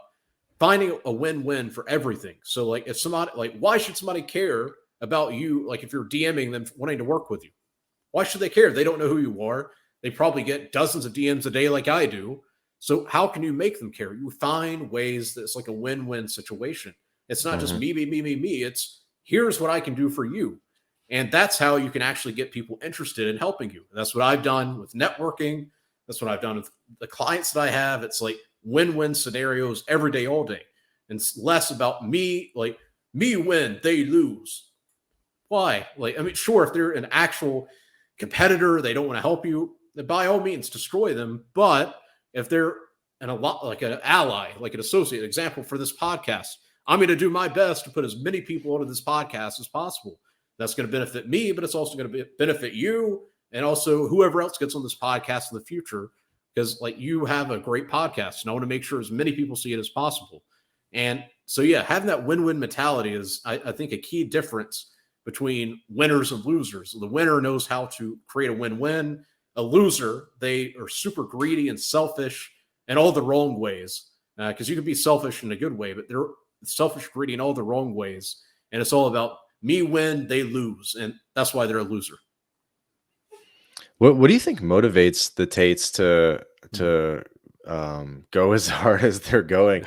To keep going? Like when you have the supercars and Mhm. the jets and all that. Obviously, I know what their response is from having watched the videos, but Yeah. from someone with more or what would assume, but like I would love to hear from you. Like, what do you Yeah. think it is that really intrinsically motivates Mhm. them to keep going?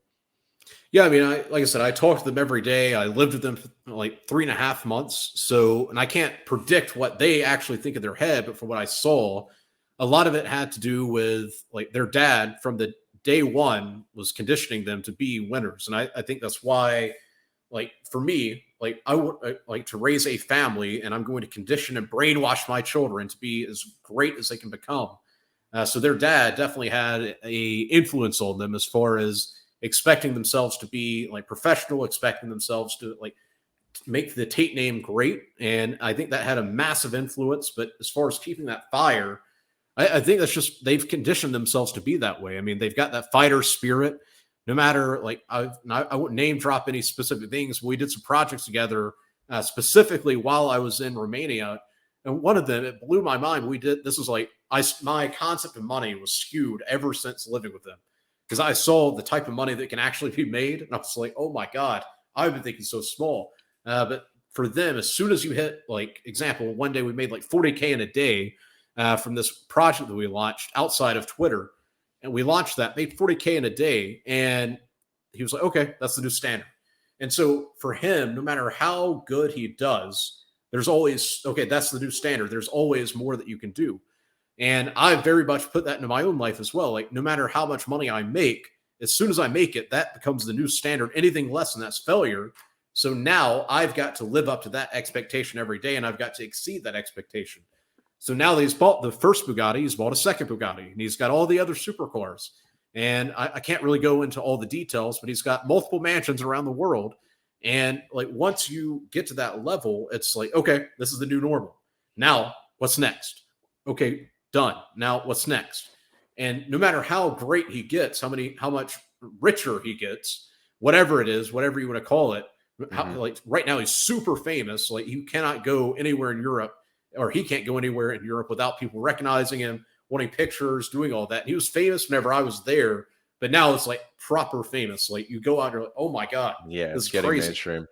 Yeah. And so no matter how famous, no matter how rich he gets, it's not that it's not enough. I'm greedy. It's not that. It's okay. If I can do this once, why can't this be my just bare minimum every single day? So I think that's a very healthy mentality to have. Like, yes, there's some people that are completely happy making 10 grand a month, 15 grand a month. I'm not hating on them at all. However, because I used to be that guy, once you see reality for what it can be, you realize like, bro, like 15 grand, that's just getting by. Like compared to some, like friends of mine, I'm not quite at that level. But friends of mine will drop that on a dinner and they don't think anything of it. For me, the equivalent would probably be dropping like 2 grand on dinner. And I would be, oh, okay. But there are literally people out there, maybe some people that are watching this, they'll drop 15 grand, 20 grand on dinner. And it's just like, oh, okay, cool. And it's back to the regular life. So once you understand that, you find it within yourself, if you've got that strong will that, okay, if other people can do this, why can't I? Like if this guy can drive a nice car, this guy can make millions of dollars, why can't I do it? I'm a good guy. I'm skilled. I care. I'm confident. I've got a family. I've got a girl, whatever. Why can't I do that? I want to be able to provide that type of lifestyle for the people around me. And then you have to back it up with the hunger. Yeah, go ahead. Yeah, and then so how would you apply that to your own goals? Like how could you 10x from here? How could you 100x from here? Yeah, so I mean, like example, last week I filmed 5 podcasts, and some of them will be dripped out. Others, I think I released the Ed Latimore one already. So I did like 5 podcasts last week, and I had the flu, but I also cracked a major sales goal. Me and Shane, we did this new launch for Freelancer Mogul, crushed it.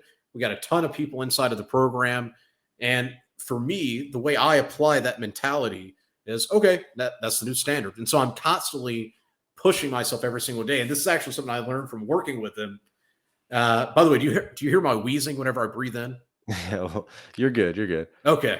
Because every time I breathe in, I hear a wheezing. But anyways, working with them, every fresh day that we started at zero. It didn't matter how much money we made the day previous. It didn't matter whatever we achieved. Today we start with zero. And so I apply that to my day-to-day life now. And that's, I mean, how anybody that's watching this, you can 10x your goals is once you've achieved something that you thought was impossible, that's your new standard. Anything less than that is failure. And today you start on zero. Don't get lazy because yesterday you crushed it. Yesterday you hit the gym. Yesterday you made a lot of money. Yesterday, whatever, you accomplished your goals. Great. Give yourself a pat on the back. But today is a brand new day. What are you going to do today? Yesterday doesn't matter. Tomorrow doesn't matter. Today is you're starting at zero. And that's applying that mentality. I learned that from Andrew Tate, Tristan Tate. Now I apply that to everything in my own life. And that's how I consistently have that fire and consistently grow and grow and grow. And that's how anybody that's watching this can do it as well. Right. And so like for the Tates, they kind of found product market fit with having Hustlers University as sort of like their intro Mm, tier, and then the War Room as sort of the high ticket tier, right? And one's right.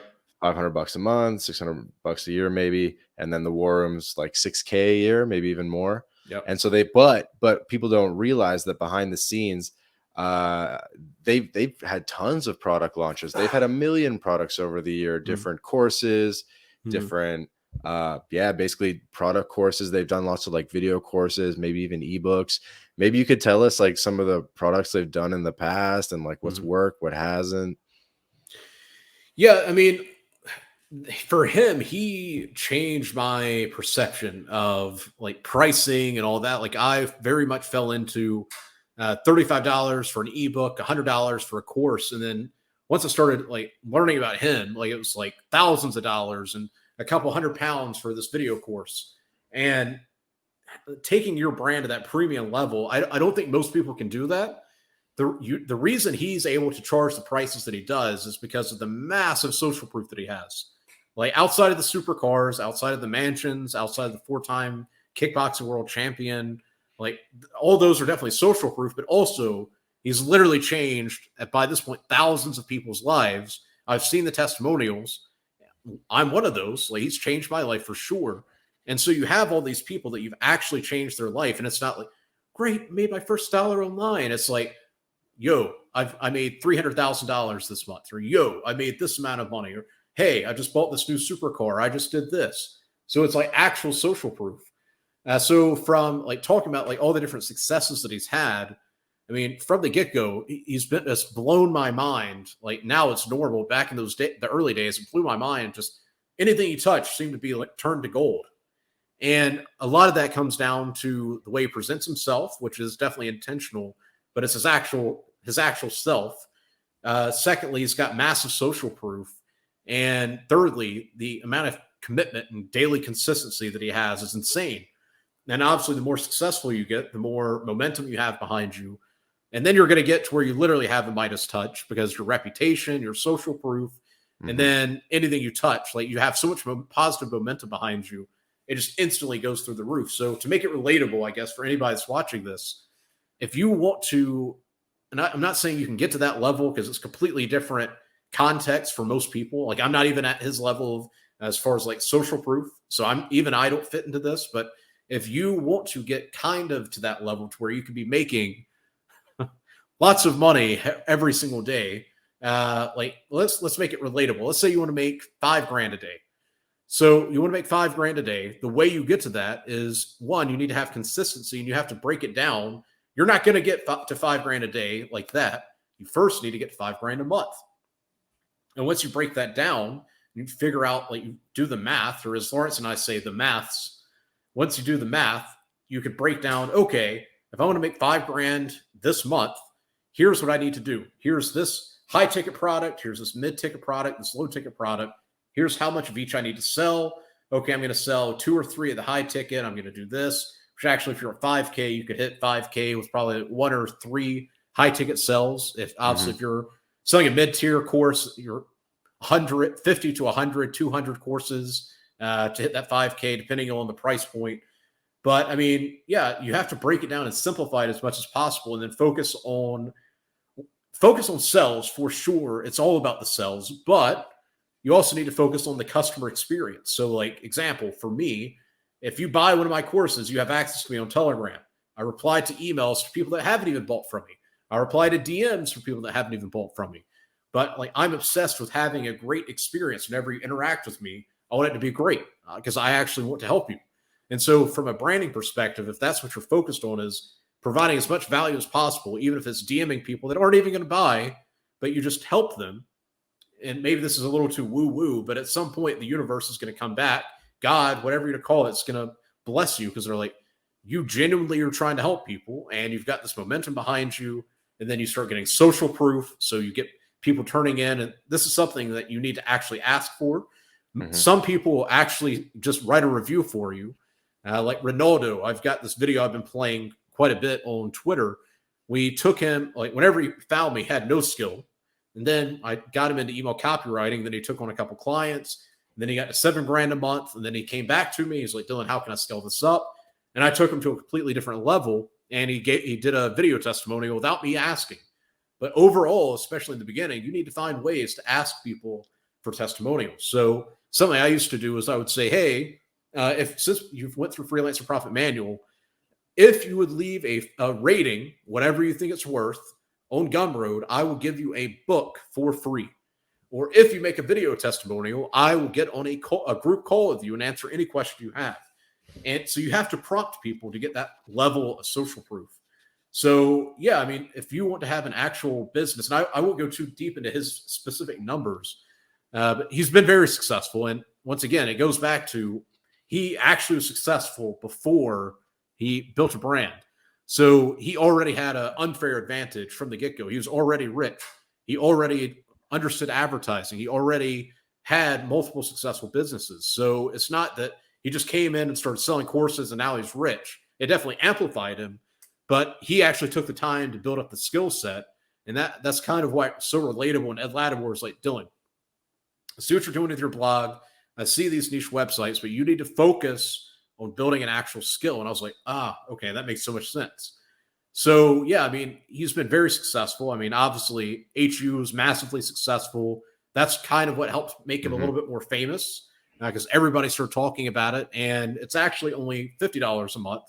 I don't know what it is. Like, I'm sure they're going to be increasing the price at some point, but it honestly blows my mind. And I don't get envious often, but it actually makes me kind of envious of some of the people in there because if I had access to that, It's a lot of value.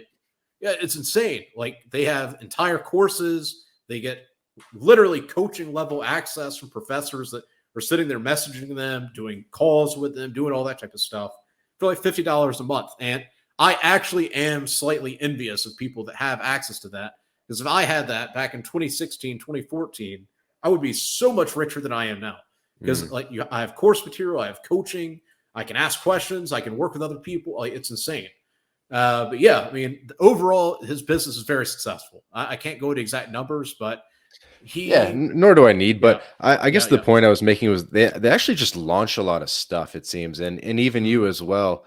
You're doing like you do try to probably launch like something new every 3 months, it seems. So Freelancer Profit Manual, I think I actually sold for 2 years straight. And since then I've put out Rebirth, which is a mindset course. I don't really promote it because I wanted to get away from the mindset stuff. But from a client perspective, yeah, it's the reason that I go about doing that with clients is you want to test the market and see what works. And then once you figure out what works, stop focusing on everything else and just focus on building up that one course or that one program, whatever it is, as much as possible. Make it as valuable as possible. Because, like, yes, you do definitely want to be putting out a lot of courses and a lot of content and all that different type of stuff. But it goes back to what we were talking about earlier. It increases the possibility and the probability that you're going to be a success. So let's say you launch and then at the end of 2 years, you'll have 8 products. Yeah, exactly. And then that's going to be passive income right there. Like the courses that you've made are going to keep selling, but you're going to find the winners. And once you find the winners, then you double down. So like example for you, for the next 2 or 3 months, whatever, you could launch a couple products.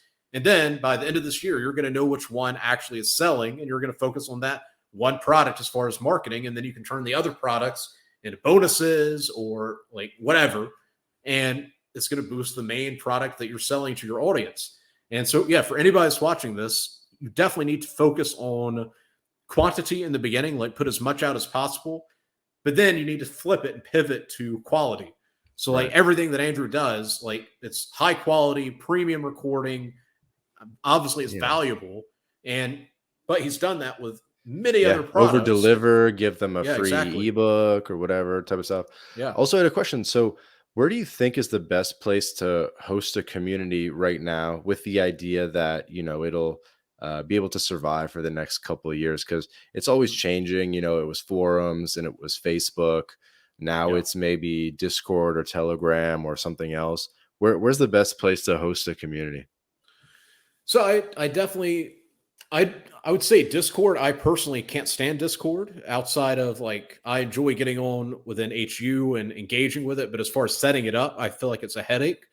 So for ease of access, I would say Telegram is one of the best places to host a community because you can have a nice group chat. Like that's where all of my freelancer mogul people, all the people that I do one-on-one coaching with, group coaching, we're all on Telegram. And the reason for that is, one, it's super easy. Two, you can organize it into folders. And then three, you have direct contact with them. It's like texting them or voice messaging them every day. You can send content, Right. links, whatever it is you need to send. Just So like for a ease of more access, built out Telegram. WhatsApp. Yeah, exactly. Exactly. Interesting. So, and is that what you find that everyone around you is using, is mostly Telegram for their communities? Yeah, most people. And like I said, because it's so easy for one, and two, it's so easy for other people to set it up. Like it depends on how massive you want to grow it. I'd say if you want to keep it under a couple hundred members, Telegram 100%. Outside of that, if you start getting higher than that, it definitely gets a little bit more chaotic, and there's solutions for that. But if you do plan to grow it to thousands of members, you'd probably look into Discord or something. Otherwise, Telegram is a great place. I mean, that's literally what I do. All of my coaching, all of any private groups attached to my products is all on Telegram, and I just have it organized into different groups. So it's really easy to organize and manage. Yeah. And what's the downside to Discord? It's a little too techy for my taste. Like maybe you're really into that type of stuff, but you have to set up all these different settings and bots and all this other nonsense just to have it set up properly. I'm sure you could set it up with the basic format, but if you're going to do anything, do it right. So yeah, you're going to have all these bots and all these different settings and all that type of stuff. And I personally don't want to worry about that. Got it. Got it. And we'll slowly start wrapping up. I wanted to ask you a little bit about Paraguay and how that came into the picture. Where did you kind of hear about the opportunities there? Who introduced you to that? Yeah, so I was having dinner with Lawrence King in Playa, and we were hanging out there. Then we went to Mexico City. We went to Guadalajara, and he kept bringing up this Paraguay, Paraguay, Paraguay. And this is going to sound very American of me, but I just assumed it was like in Africa or something. I was like, why do you want to go to some country in Africa? He goes, oh, no, no, no. It's in South America. And he showed me on the map. And I was like, I've literally never heard of that country.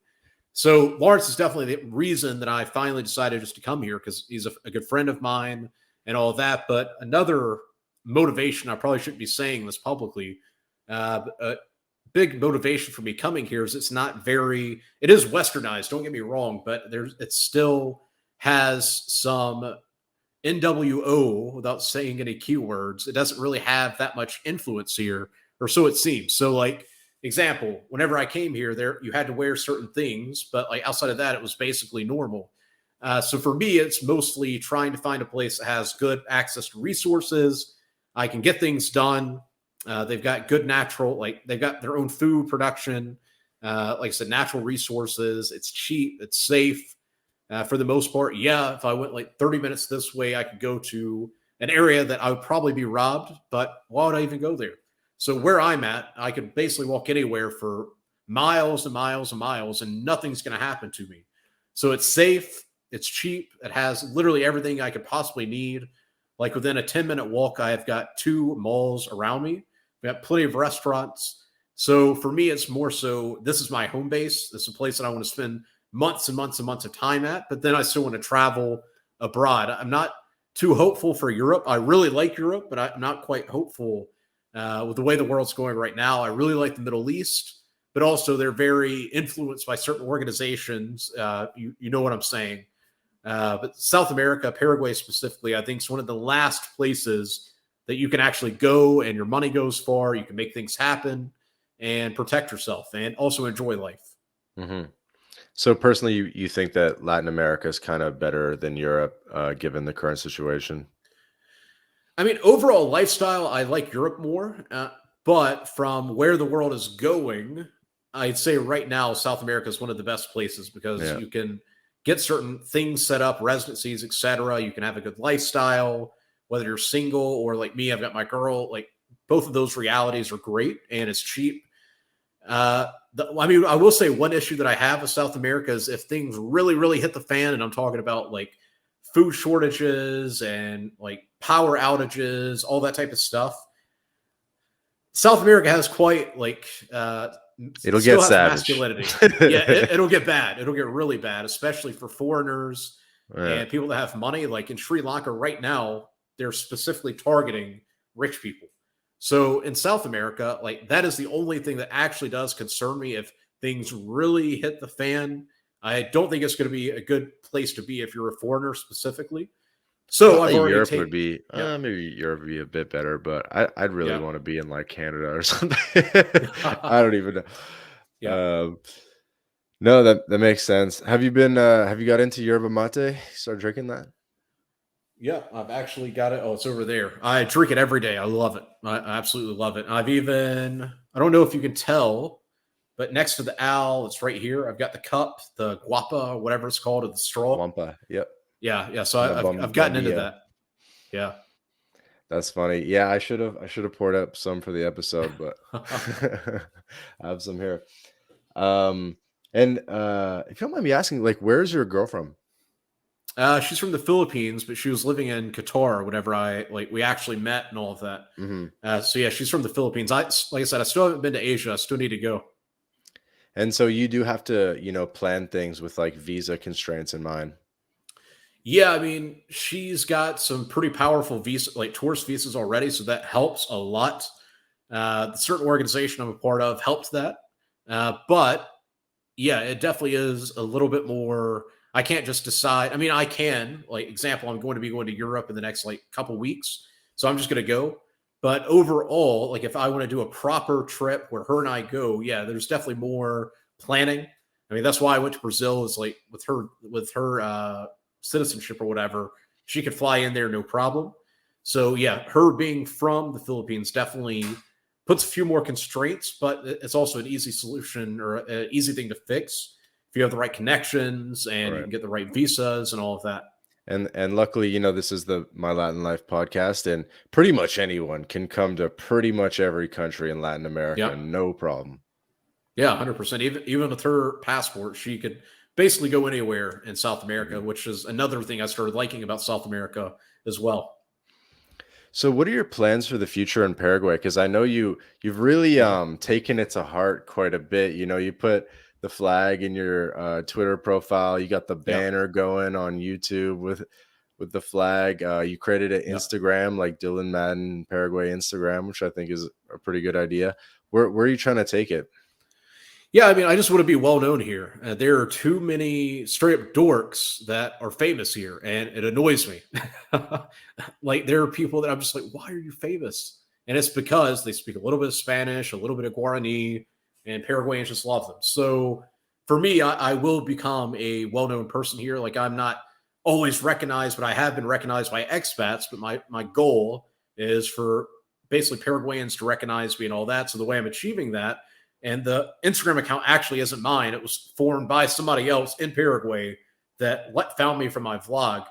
But I'm using my vlog, I'm using my personal Instagram and just talking more about Paraguay. And I want to show Paraguay in a better light. Like, there's Hmm. guys who are like, or oh, actually, this is your mate. I just spent $5 on this drink. And then there's thumbnails like that. I'm just like, come on, bro. Like, I want to show like an actual side of Paraguay.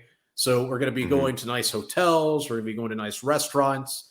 The last vlog episode that I did, we went from Asuncion to Foz and went to the waterfalls. So yeah, I basically just want to have Paraguay in a better light, and then I also am going to become well. My plan is to become like a house name, I guess you could say here. Like, Really? whenever I go out, people recognize me, and I'm doing certain things behind the scenes to increase that probability. So yeah, if you have any advice on that, let me know. That's a very interesting topic, man. So what do you think? So it's almost like a Tate Romania playbook: lock down the Yep. country, become a little Yep. celeb. What do you like? Why would you want to do that? Like, why would you want to become super popular in Paraguay? Because when I'm there, it's a Mhm. place where, like, I think the vibe is to keep a low profile, but at the Yep. same time, I'm 100% aware that they literally love the little gringo celebrities and the Yep. YouTubers and stuff like that, and they support it more than any other country. Like, if you put some stuff up, you'll see all these comments like "Mi querido Paraguay" or whatever. You know what I mean? Like, Yep. they really support people in a way that Yep. would not happen if you started making videos about Brazil or Bolivia, right? But Mhm. what, like, why would you want to become super popular? Because it is a trade off too. Yep. So, I mean, the reason I've already accepted those trade offs, like, the way I'm going to control that is I'm not going to position myself as a guy that has a lot of money. So, you're not going to see me driving around in really nice cars and, hey guys, here's where I live. I'm not going to be doing that. But I do want to be like well known enough to where I can basically make anything happen that I want here with the snap of my fingers. I can walk into a restaurant and people immediately start recognizing me, wanting pictures, all that type of stuff. And I've accepted that there's definitely trade-offs to that. And the way I'm going to kind of control that is I'm becoming way less flexy. So I'm not going to be walking around dressed up in super nice clothes, like Versace. I've got a Versace jacket. I don't wear that anymore.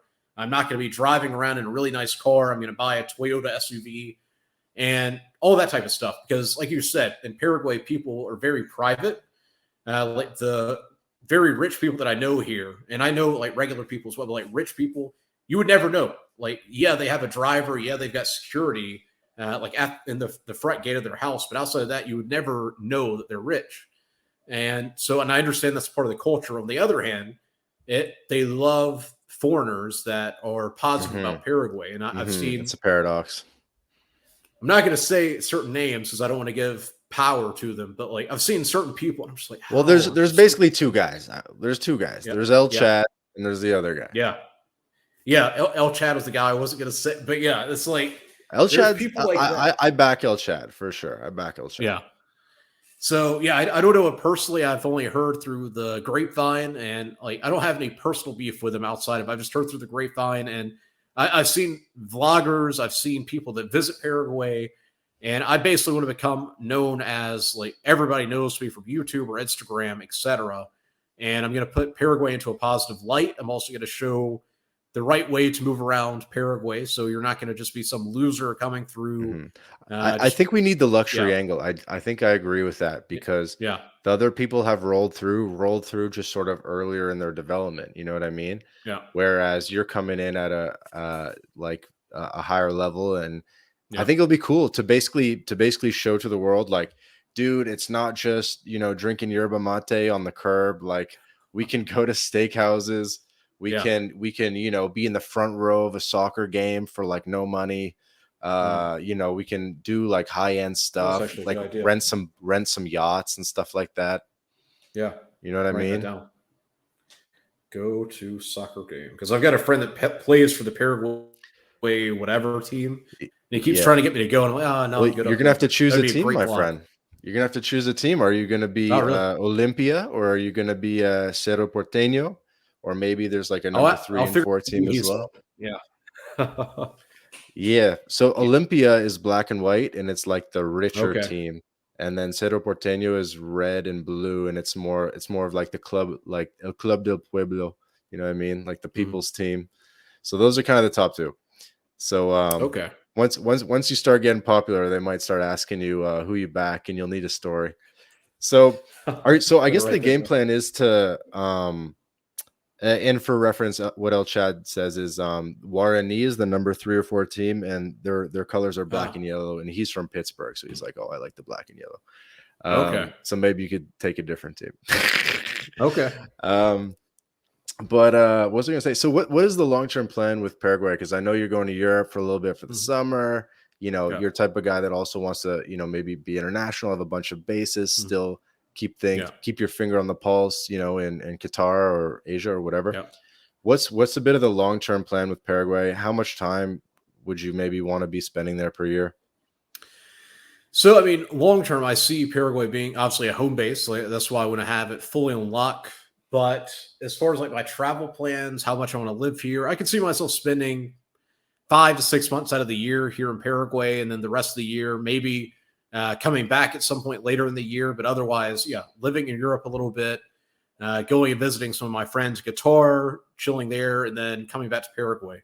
So all in all, like this is definitely my home base. Like I really like Paraguay. And if I could speak in Spanish, I would say, I love Paraguay. So if you could do that, because I think you speak Spanish, right? Yeah, you would just say amo Paraguay. Amo Paraguay. Okay. So, Yeah. yeah, I mean, I see myself staying here 5, 6 months out of the year.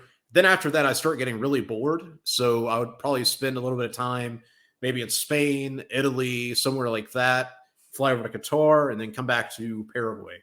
Hmm. Because I don't like staying in one place for a long time. And maybe that's because of my upbringing. Every 2 weeks, I was on the road, Hmm. going back and forth between my mom and dad. Maybe that's why, but I don't like staying in one place. It starts getting boring. So, like, 5 months is about my limit. And then I'm like, oh, okay, I Hmm. want to start traveling. I want to start traveling. So what else would be on the to-do list to help like lock down a country? Like Mhm.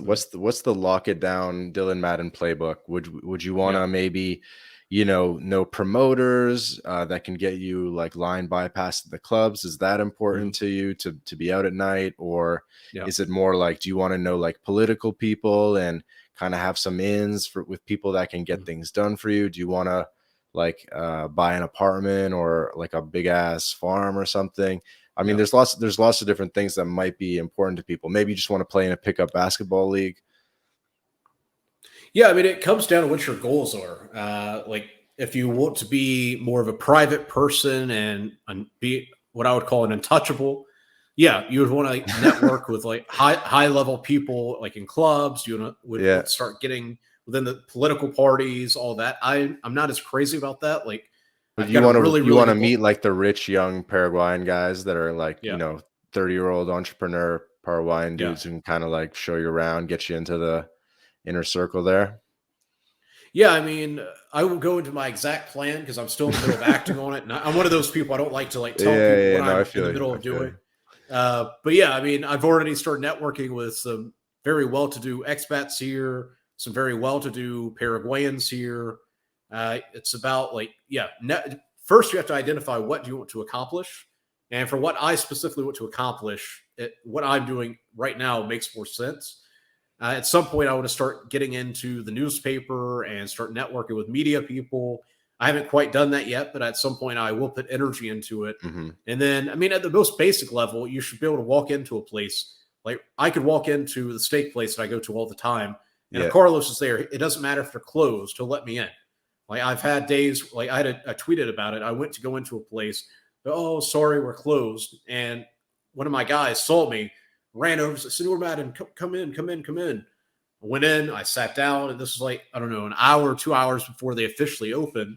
By the time people were finally starting to come in, I was already finished eating.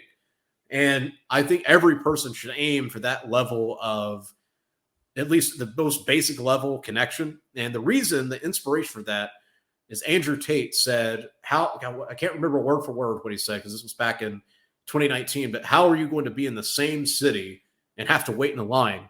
Like, you've lived there all of your life, but you have to wait in a line and you're treated like everybody else. And I really took that to heart. So for me, if I'm going to be investing money, investing energy, building up Paraguay, I expect I'm not going to have to sit and wait in a line. I'm not saying every time I go out, I have to be treated like a don. I'm not like that. But like, Hmm. if I'm going to go to the restaurant that I tip very well at, Yeah. I I totally will get be the treated with philosophy. respect. Yeah. Yeah, exactly. And So so go ahead. man, I keep losing it. Um what would your narrative be? What would your Mhm. narrative be when you would say go to the media, or how do you want to be portrayed overall? Is it just like successful American businessman, enjoys Paraguay type thing? Like how would you craft that narrative? Yeah, so I haven't put enough energy into it, and I'd still need to figure that out. But overall, I would just want to be seen as like this: who's this guy, this American that's traveled all over the world? Why is he living in Paraguay? And so that's something, the narrative I would want to convey. And to achieve that, I got some advice from somebody that knows the Chad guy that you know. And supposedly they recommended that I get like a Paraguay shirt, that I drink at like the traditional drinks that they drink. I learned a Yeah. little bit of Guarani. So that's part of the plan that I'm going to have is like a Yeah, very I pro wouldn't be Paraguay. cheesy about it though. Like, don't do it if it's Yeah. not you. If you want to just be, Yeah. I think actually what would be funnier for them to see is just like, here's this guy in an Escalade, like pulling up to the steakhouse. You know what I Yeah. mean? Like with aviators on, because they haven't Yeah. seen that yet. They haven't seen that yet. That is true. Let me write that down. They've seen a couple. They've seen a bunch of guys be like, "Oh my god, this is cheaper. This is the bread that we eat." Like they've seen that a little bit, But I think if you're like, "Yo, this is actually like a man making moves," it'd be kind of interesting to see. Okay, I'll have that. Yeah, so like an actual dime is what you're saying. So okay, I'll portray that to the media. Yeah, there you go, man. Yeah, There you go. Dude, you've been super, super generous with your time. Definitely yeah, appreciate the always. chance to speak to you and catch up. And I'll put you in touch with OG Vance. I don't know if you know he's in Asuncion right now. Maybe you guys could Okay, catch that'd up be while awesome. you're there. And I'll hopefully be down there later this year, and Awesome. maybe it'll kind of like line up. I might actually be doing something similar, a little Europe, and then like Hmm. from Portugal, take a flight to Brazil, and then like overland from Okay. Brazil to Paraguay. Might do something like Yeah, that. I'm going to be in Europe for probably 2 months, 3 months. So I think by the time I'm back, you'll probably be here. So that'd be perfect. We'll Yeah, go I grab a feel like that's steak. the I think that's the Yeah. cheapest way to get there. Like it from Oh, really? Europe to South America is Hmm. basically Lisbon to Sao Paulo or Lisbon to like Fortaleza. Like that Okay. TAP Airlines TAP. Like that's like I Yeah. feel like that's the cheapest way to get to South America. Like maybe sometimes to Lima or something, but Yeah. it really always seems to be the Portuguese route. Yeah. I've been looking at flights, and a lot of it's Asuncion, Sao Paulo to. Now I'm going to Yeah, because Spain, so to if you Madrid. try to fly like directly to Asuncion, it's so expensive and the transfers and whatever. I Yeah. almost recommend just fly to Buenos Aires or Sao Paulo and then Mhm. just chill there for a couple of days, adjust Yeah. and then move on to Asuncion from like a cheaper local flight. Okay. I don't know, but you're a baller. You're a baller, so I don't know. Yeah, for me, when it comes to flying, when I first got started, it was all about like the cheapest possible. For me now, it's like how fast can I get there? So Right, I hate layovers. I right. can't stand it. So for me, I think I saw a direct flight from here to Madrid. It was about $1,200, business class. So I mean that seems like a great price to me. Versus whenever I was looking at, I think, here to Doha, which is the capital city of Qatar, Hmm. I think it was like 5 grand or something like that. So like for me, 5 grand versus 1,200. Obviously, 1,200 is more attractive. So yeah, I would be a direct flight from here to Madrid would be a godsend for me. Like if I have to go to Sao Paulo, cool. But I prefer like get on plane, get off here, not There go used here, to here, be here. Asuncion Madrid. There used to Okay. be. Yeah, and it was only like once a week. If you pull up one of those websites where you can literally see every flight that leaves from the Asuncion airport, sometimes Mhm. that's the way to do it because you'll Okay. like with especially with these smaller airlines, either it doesn't surface in a normal flight search engine Mhm. or it's like infrequent and you're just looking at the wrong days because Ah. that direct flight might only be twice a month like Mhm. every other Monday. But if you know if you're looking for something more that on any random day might not show up because it's once every 2 weeks. Yeah, I don't know what you use, but I use Skyscanner whenever I'm looking for Yeah, tickets. Okay. that can work. There's ones that what's it called? It's just like it literally shows you all the connections airport to airport and they don't even show you prices yet. They just sort of show Mhm. you like where are the connections. Yeah. Yeah, it's hard to explain. But Okay. Yeah. that's a good one. Okay. I'll definitely have to hit you up about that because even though I've traveled for the past 3 years, I've basically exclusively used Skyscanner. So, I mean, if there's something better than that, then I'll definitely switch. Yeah. Well, it's more like you uncover the routes and then Ah, once okay. you know the routes, then you can sort of like see like how to purchase that route somewhere else type of Oh, thing. okay.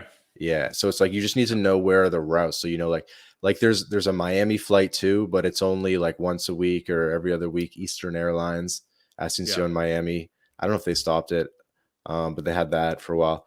But yeah, man. So Mhm. we can collaborate on Paraguay stuff in the future. That's Yeah. definitely going to be one of the focus countries for us because we like the territorial tax countries. We think those are the better places to post up. So Yeah. in other words, people if you're looking at Colombia, go to Panama because it's territorial. If you're looking at Brazil, go to Paraguay because it's territorial, or Mhm. things like that. If you know what I mean. If you're Okay. looking at Mexico, maybe go to Nicaragua or Panama instead because you want to be in these territorial tax places because then you can spend more than 6 months a year there and not Mhm. potentially incur any like risky tax behavior, right? And so Yeah. you can do kind of what your ethos is like lock down a place. Like, how can Yeah. you lock down Mexico or Colombia when you can't even spend more than 6 months a year there without being taxed on your worldwide income. You know what I mean? So you Yeah. might as well become a Don in a place that's a territorial tax country. That's kind of like a philosophy that we have a bit, and I do want to start working on some product launches. So let's do it, bro. Let's partner together. I'll help you with any product launches you need, and you can help me behind the scenes creating this narrative and getting famous in Paraguay. So let's do it. For sure, man. Yeah, definitely happy to collaborate in the future. Thanks for your time, Yeah. Mr. Dylan, Senor Dylan Madden. I appreciate it, bro.